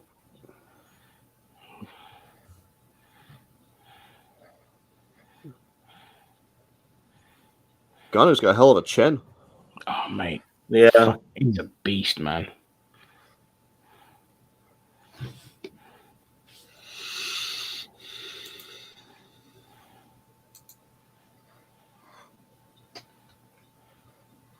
Again, Tyson Fury's landed the jabs, but I think Ngannou's getting the better with the bigger shots. Mm-hmm.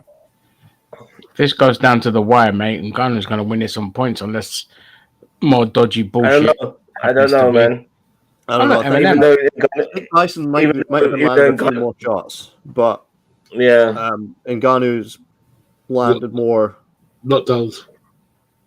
Well, he's landed more big body shots. Yeah.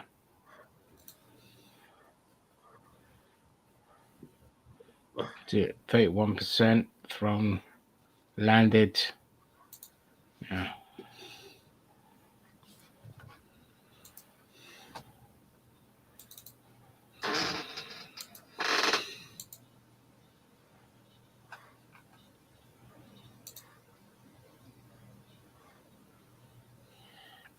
Imagine how they could just do those fucking big swings while they're getting slapped in the face.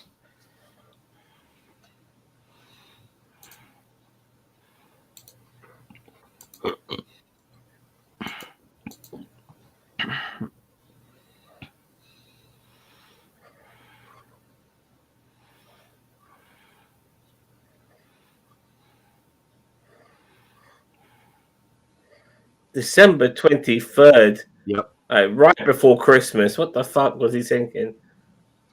Who? Oh, Jab by Tyson, countered by Ngannou.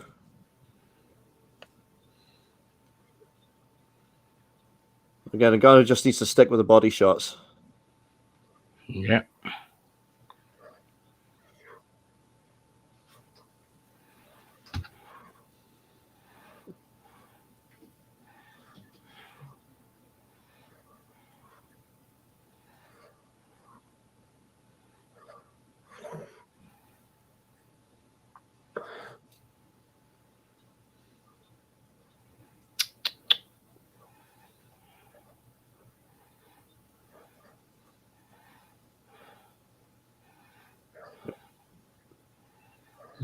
Some decent.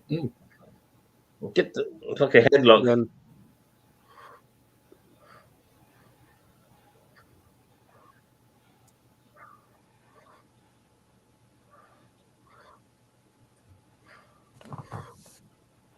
I think Fury might have won this round. Yeah. Unless Ngannou manages something big in the next minute.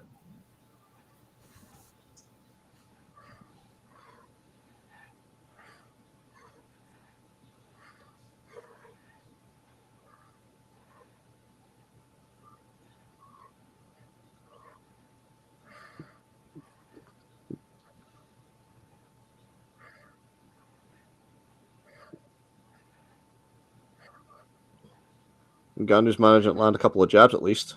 So it's not all Tyson in that regard. Yeah. Decent body shot there as well. Yep.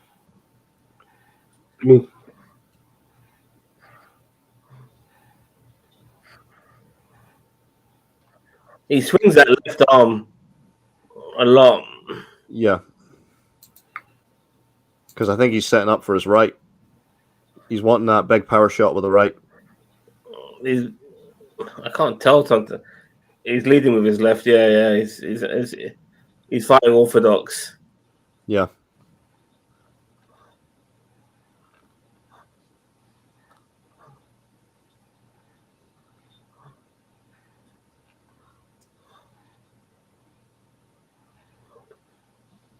Okay. So another 4 rounds to go.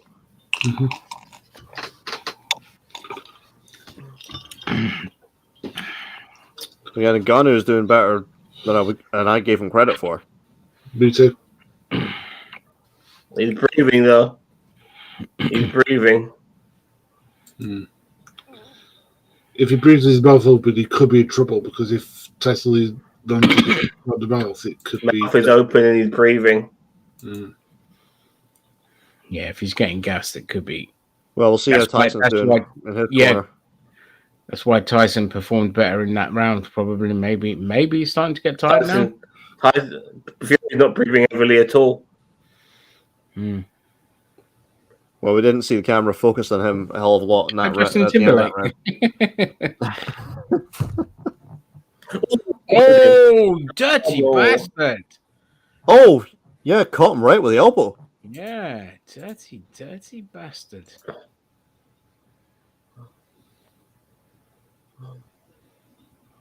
Ngannou is looking tired a bit.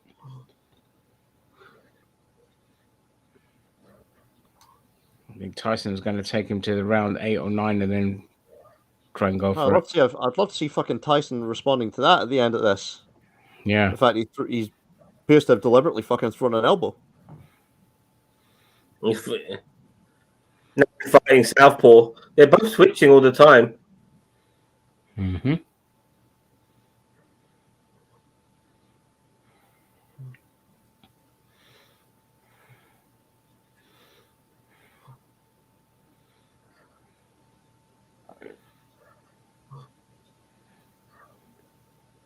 Nice connection. Yep. But Ngannou's just not following through. He's staying back too much. Yeah,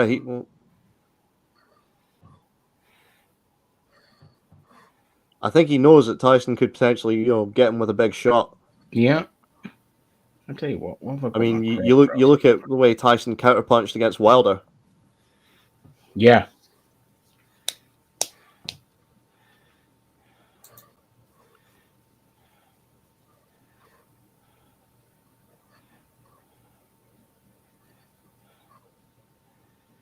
Couple of uppercuts from Ngannou. Mm-hmm.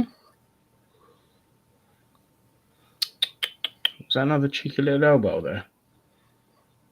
I don't think that was, no. Yeah.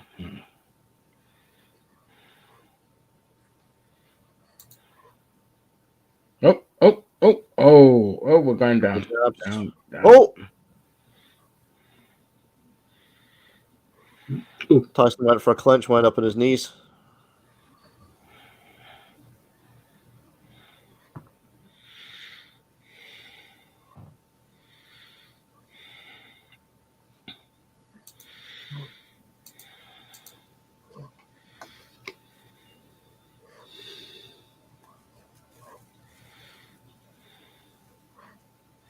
Ngannou's leaning in. He's leaning in and he's landing. Mm-hmm. Ngannou's definitely won this round from the looks of it. You think? I mean, this round in particular, I would say.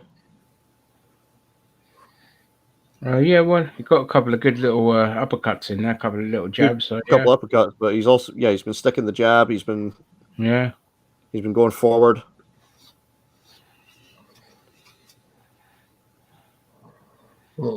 Nice shot there. I was only 10 rounds, not 12. Yeah. Again, I think it's 12 rounds of his title fight. Mm-hmm.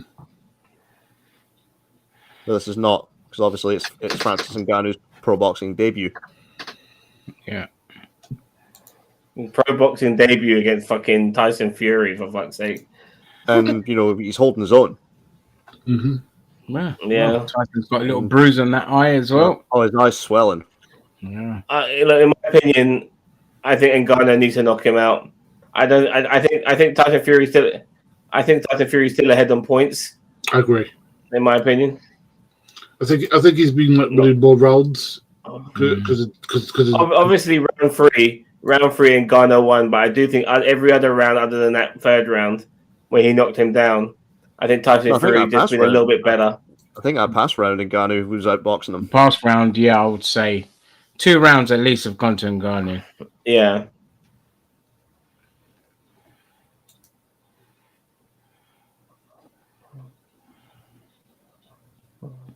Oh, stop going for the fucking... Oh, God, I can't stand it. What? The hugs in boxing, I hate it. Clinches. It clinches, sorry. I hate it. No, Ngannou is going for the bigger shots now. Yeah. Yeah, he's desperate. No, I think he realizes now, last 3 rounds, he's got a... Oh, he's rocked him. Yeah.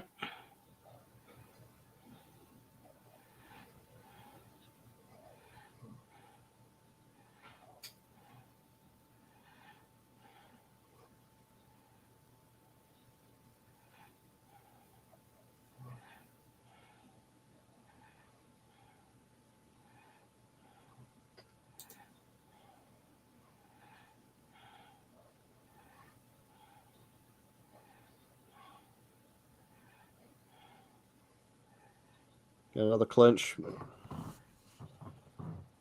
That's a little cheeky uppercut by Tyson. Yep.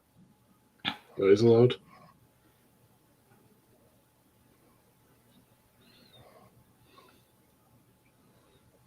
Oh! Couple of big shots there from Ngannou. Yeah. Oh, I'm fucking smacking. Another one, an uppercut.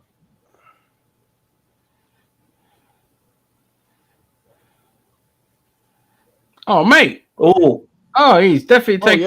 he's rocking him. That's it. Follow it. Go on.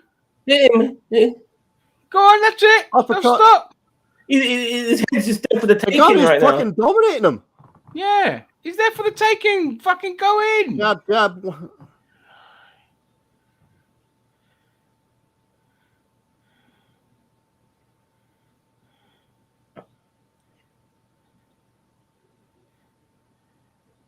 I think that cut might be starting to reopen. Yeah, and if anyone's looking gas, it's fucking Tyson. Fury looks tanked now. Yeah. Did he not fucking train for this match? What does it look? It doesn't look like clinch. Mm.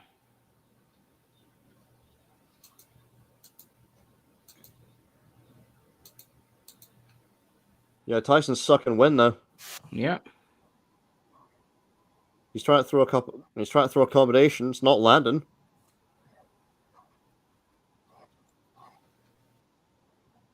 His face is wrecked. Go on, Ngannou. 3 rounds to Ngannou, but he needs to knock out. 2 rounds left. 2 rounds left. That was round number 8. We're going to round 9. Tyson Fury's bleeding from the nose and the mouth. Yep. That cut in his head's starting to reopen too. Good.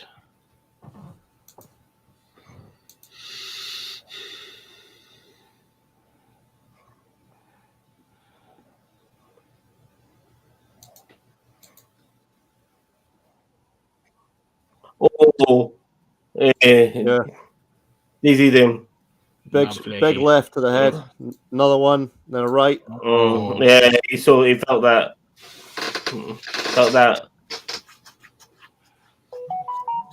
Yeah, broke right through the guard in that second left. Yeah. Then another big combination to the head. Oh. I think Ngannou could probably get this. Possibly. Round 9.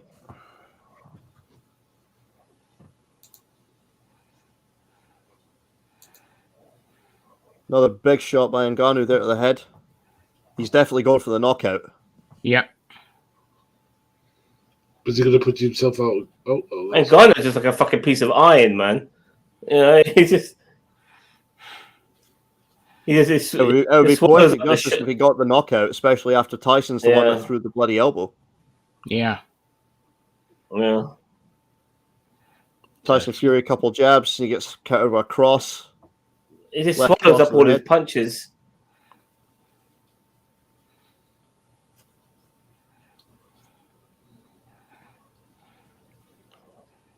Fucking hell, it's like a tropical storm outside. Yeah. It's a decent shot. In my house, yeah. Sorry, just where I live. And it's fucking wrecking it now. And Tyson's trying to stick the jab. I think he's trying to just get this to go the distance now.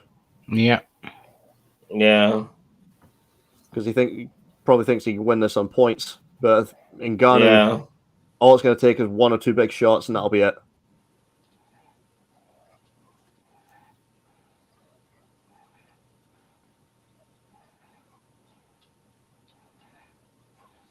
That's what happens when you don't have the same reach. Pays a big difference. Yeah, again, he's usually got about 8 or 9 inch reach advantage. Yeah.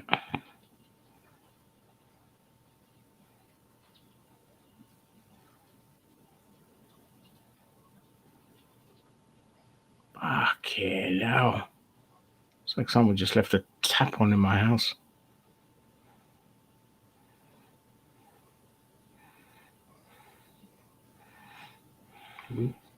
That's of hand.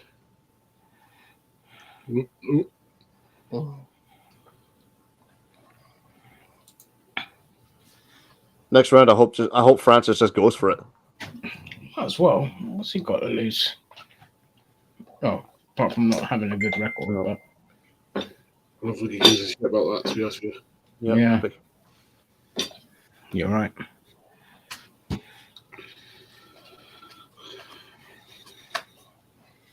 I'll tell you what, he's going to win himself a whole fuckload of new fans tonight. Who, Ngannou? Yeah, mate. Oh, absolutely. He's going to win himself. I mean, has Tyson Fury ever gone like full 10 rounds? Yes. Yeah. He's had his decisions before. Oh, yeah, sorry, yeah, that one decision fight, yeah. No, he's had a few decisions. He beat, what's his name?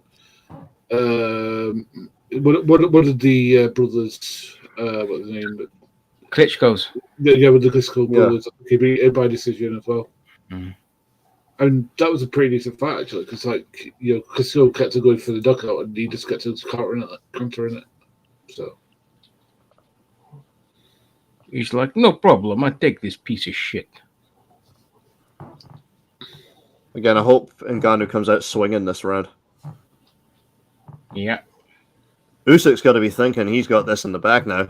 Oh yeah, definitely. I mean, if Tyson Fury's struggling this much against Francis Ngannou, What's the height of Usyk? oh, pass.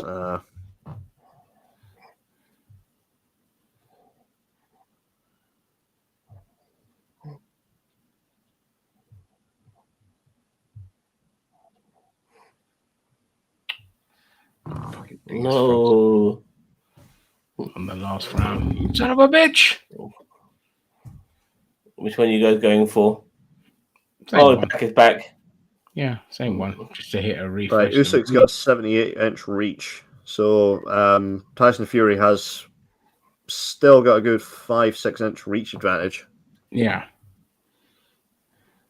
I think with Usyk being considerably shorter than Tyson Fury, he's going to go inside for sure. Yeah, probably. Mm-hmm. Oh, nice hook. Yep. Good hook from Ngannou. I think he is looking for that big power shot in the last round. He's got to be. Oh, I didn't even know we lost Kaz. sorry about it. Being set's been a bit funny today. Yeah, no worries.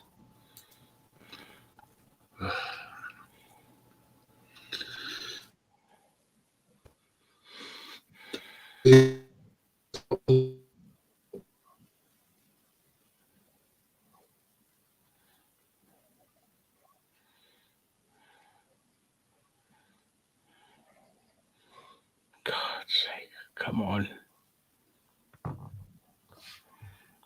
Wait, knock it off. Bad internet. Yep. Again, I think Tyson's probably going to win this on points.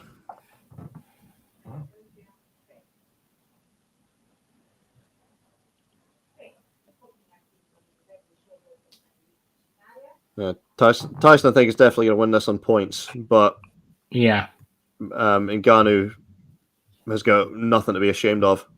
Nah, mate, he's a fucking beast. Going to be signing up fights left, right, and centre now after this.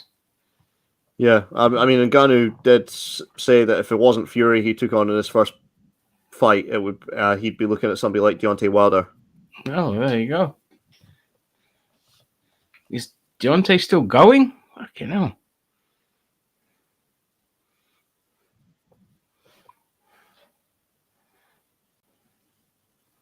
Oh.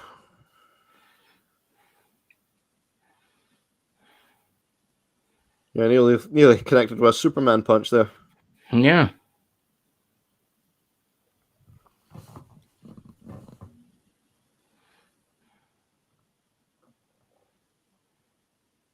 "15 seconds. Just go for it, Francis."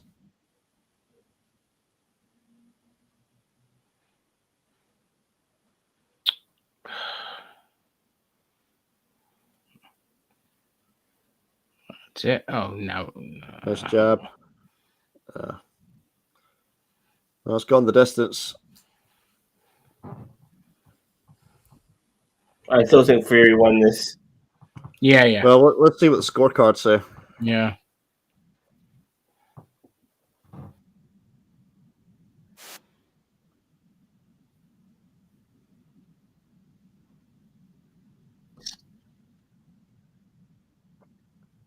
Again, I want to see what Tyson's got to say for himself, though, when he gets shown that elbow. Yeah.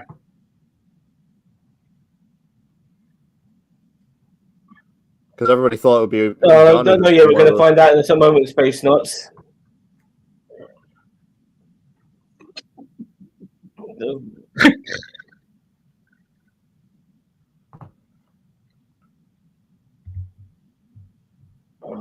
Let's go. Give it to Ngannou. I would be thrilled. I would be absolutely thrilled if the scorecards come up and say it's Ngannou.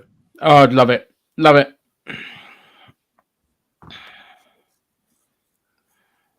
I mean, it's going to depend on. Certain things are going to come into play, like how many big shots each guy landed, and I think Ngannou landed more big power Well, he shots, rocked him more, yeah. and also what percentage of their shots landed. Yeah. Again, I think maybe Ngannou might have that.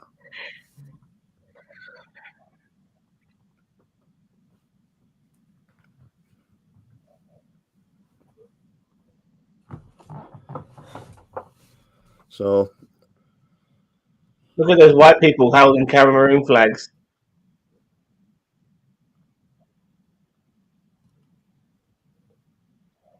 again, these scorecards are going to be interesting.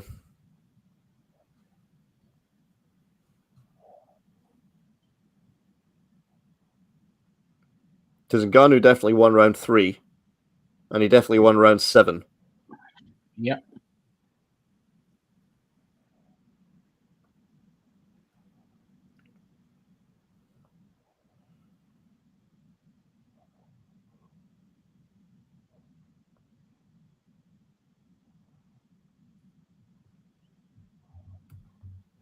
Once again, MMA.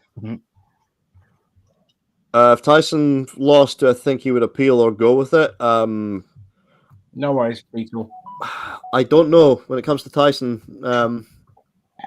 I think he might accept it. Appeal. If he appealed, then he's a bad I loser. think he probably I think he would probably lodge for a rematch. He would definitely be campaigning for a rematch.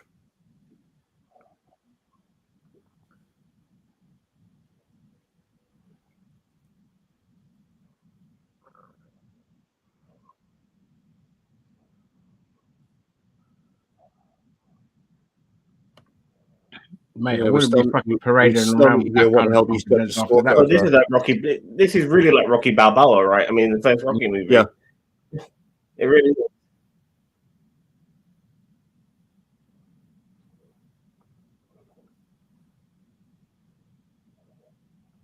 I think Francis Ngannou has got a good career ahead of him in boxing.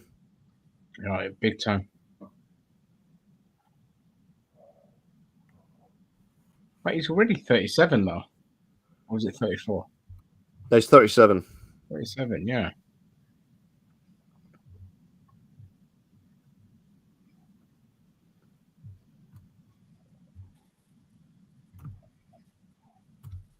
Okay.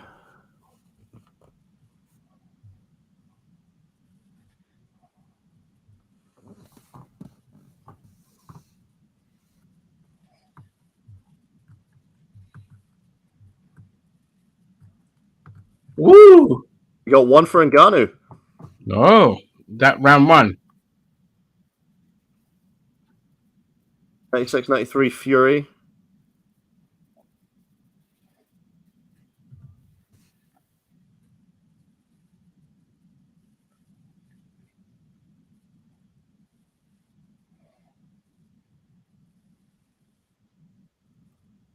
Oh, bollocks.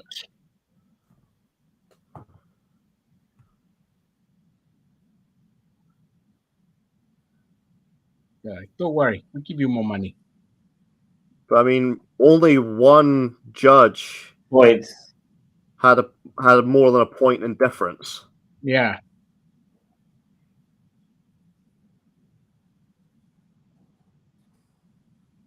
Well, I thought Tyson Fury had it won personally, so I know. We all did, but we didn't think it would go the distance. But I mean, how shocking would that have been if that final scorecard had been 95-94 for Ngannou? Oh, that would have been beautiful. how much money do you think Ngannou made in this boxing match? What? How much money did Ngannou make in this match? Oh, yeah, good couple of million. Yeah, it's all good there.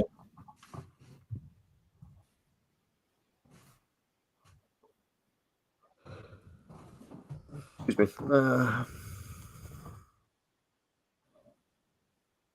Fury has apparently claimed Francis Ngannou will earn $10 million for this fight. Yeah, that sounds about right. Oh, fair enough.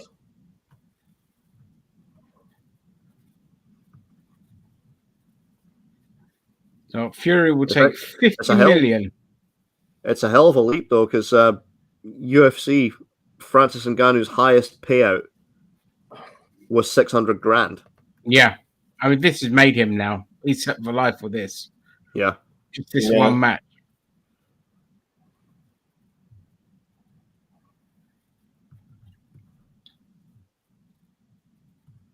I mean, two of those scorecards, 95-94. One for Ngannou, one for Fury. Yeah. That's incredible. That is incredible. And 96-93 on the second one.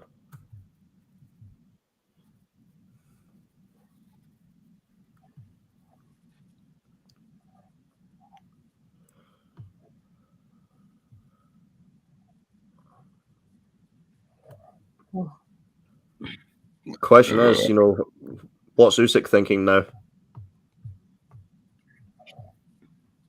Yeah, Tyson Fury's won this fight. Space Nuts. Split decision.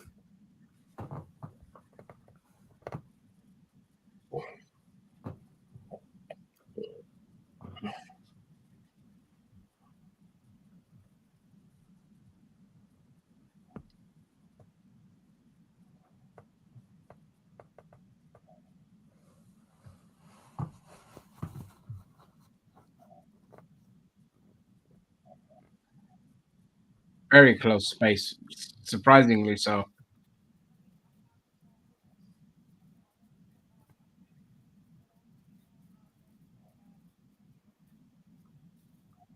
Oh, Tyson's now saying they're going to think about the fight in December. Yeah, it looks like it's going to get pushed back. Possible.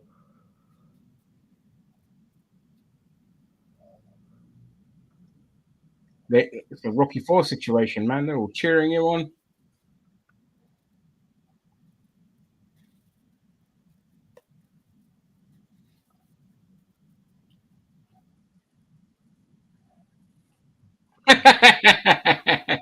Yeah, me too, Rick B. We'll tag team on Kurtzman. Do I think Ngannou would get a rematch? I don't think so at this time. I think Ngannou's probably going to have to fight a couple of heavyweight contenders, and then rematch would be for the title if he's successful. But I'll be honest, I wouldn't mind seeing Ngannou get a couple of wins under his belt and then having a rematch. Oh, that'd be lovely. But Usyk has got to be thinking, his fight against Fury is going to be a cakewalk. Amazing debut for Ngannou. I mean, going up against a world champion undefeated. Yeah. I mean, and losing by split decision. Knocked him down. Yeah. Losing by split decision, yeah. Knocked down the world champ. He cut him. He bloodied his nose and mouth.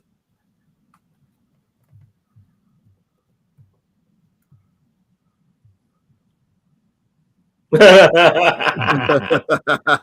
going to buy some shit.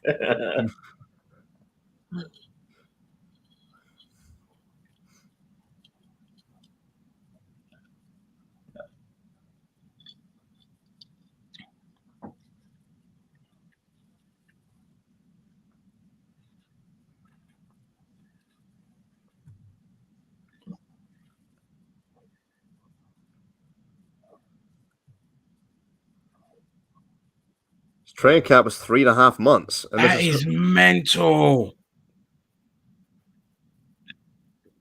Well, it's he had to get back into boxing again. I mean, it's he was training from 2021, but he's only been doing it for 3.5 months. Training. 3.5 months. That is crazy. He's been training as much as Tyson has for this match. That's just crazy.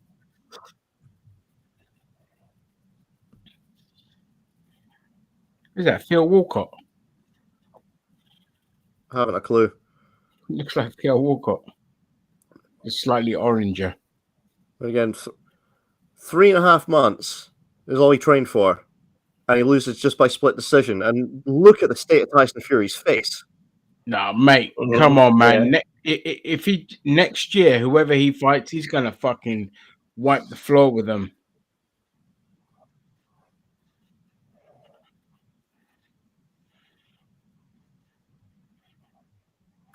I wonder what would have happened if Fury got penalized a point for that elbow. Yeah.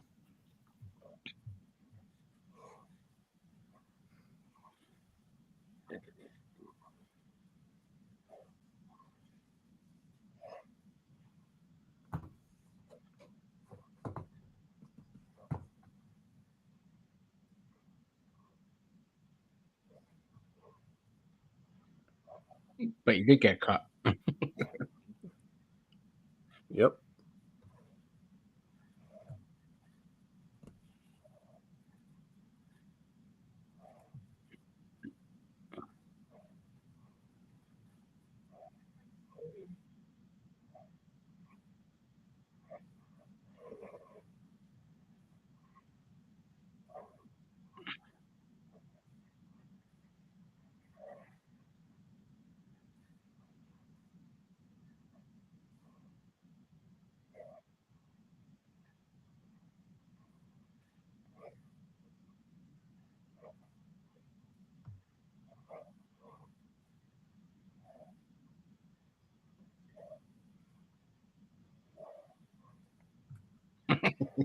Oh, Yeah. oh, no. man. In Space Dog, we were pulling for Ngannou in this one. Yeah. Oh, yeah, Always we're Ngannou. British, man. We go for the underdog. Yeah, that's how it is. No, I just don't like Tyson. That too. I don't like him. Any other British boxer, I'd be rooting for the British boxer. Yeah, Yeah, no, Francis Ngannou, he's got absolutely nothing to be ashamed of for this fight.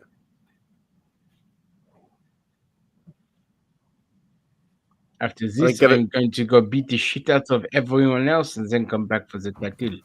Yeah, again, I think a couple of big wins under his belt. He should be contending. He should be contending for a rematch.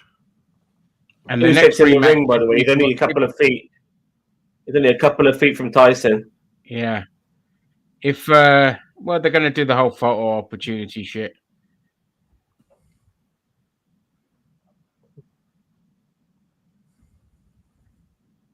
Gets a couple of more wins under his belt, he should challenge for the title. That's what I mean. Give him Derek Chisora. Yeah, Deontay Wilder. Yeah. Couple of big names. If he gets wins over a couple of Oh, look at this. Yeah, I told you they're doing the photo op, the stare down, blah blah blah. Standards. Although I'm starting to think Usyk might wipe the fucking floor with Tyson Fury after this. I think so. Where's Alexander Usyk from? Is he Russian? Uzbek? Oh, passed. Huh? I haven't a clue. Alexander Usyk. Oh, it could be Ukrainian.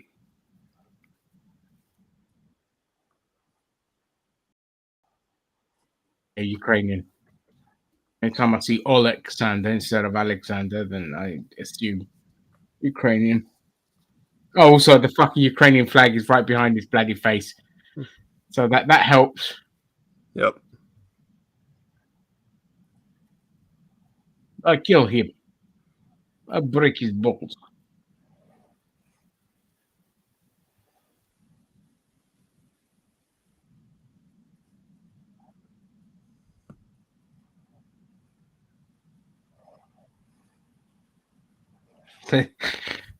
Alexander was like this. Okay. Great.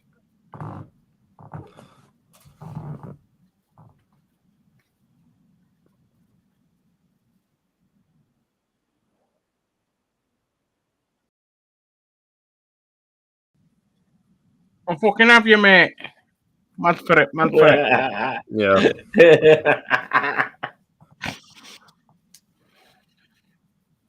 We. Just like, whatever, mate.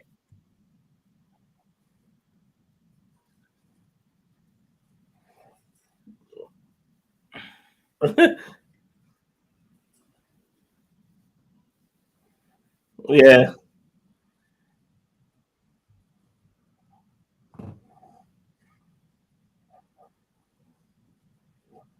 $24 is not realistic, man. It'll be next year. Yeah, I mean, look at the pounding that he took in this fight. And then he's got to train for the fight as well. Yeah. Yeah. Can't just bowl up next week for it. Yeah, he can't just heal and he needs to heal and then he needs to heal then train. You can't heal and train.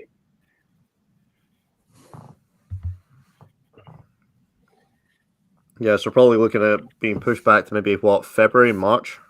Yeah.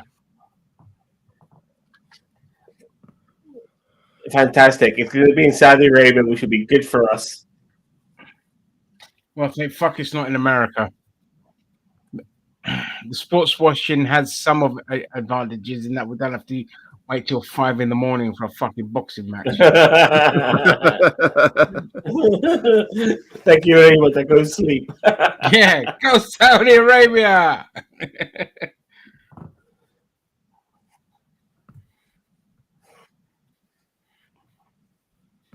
Oh, all the fights that took place in the States, they were the fucking worst. All right. That's that. That's that then. That Nice is one. that. But, oh, man, full That credit was to good Francis fun. Ngannou.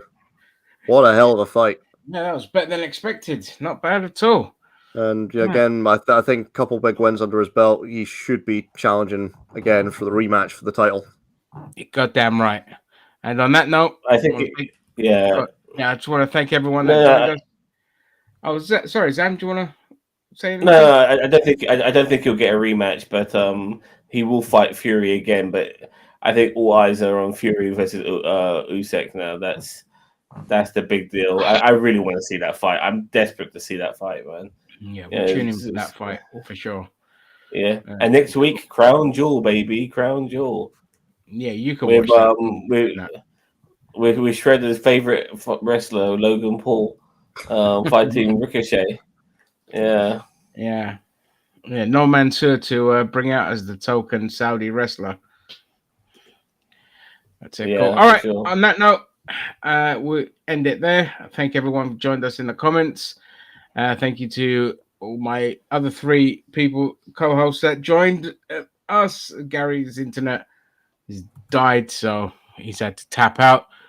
Join us again tomorrow. We will be here to review Loki at 7 o'clock UK time. So work it out whatever time that is for you lot. Don't forget your clocks go backwards. Yeah, 1 hour. In 1 Enjoy hour. the extra sleep. And this whole country's gone backwards by fucking 80 years. So on that note, bye.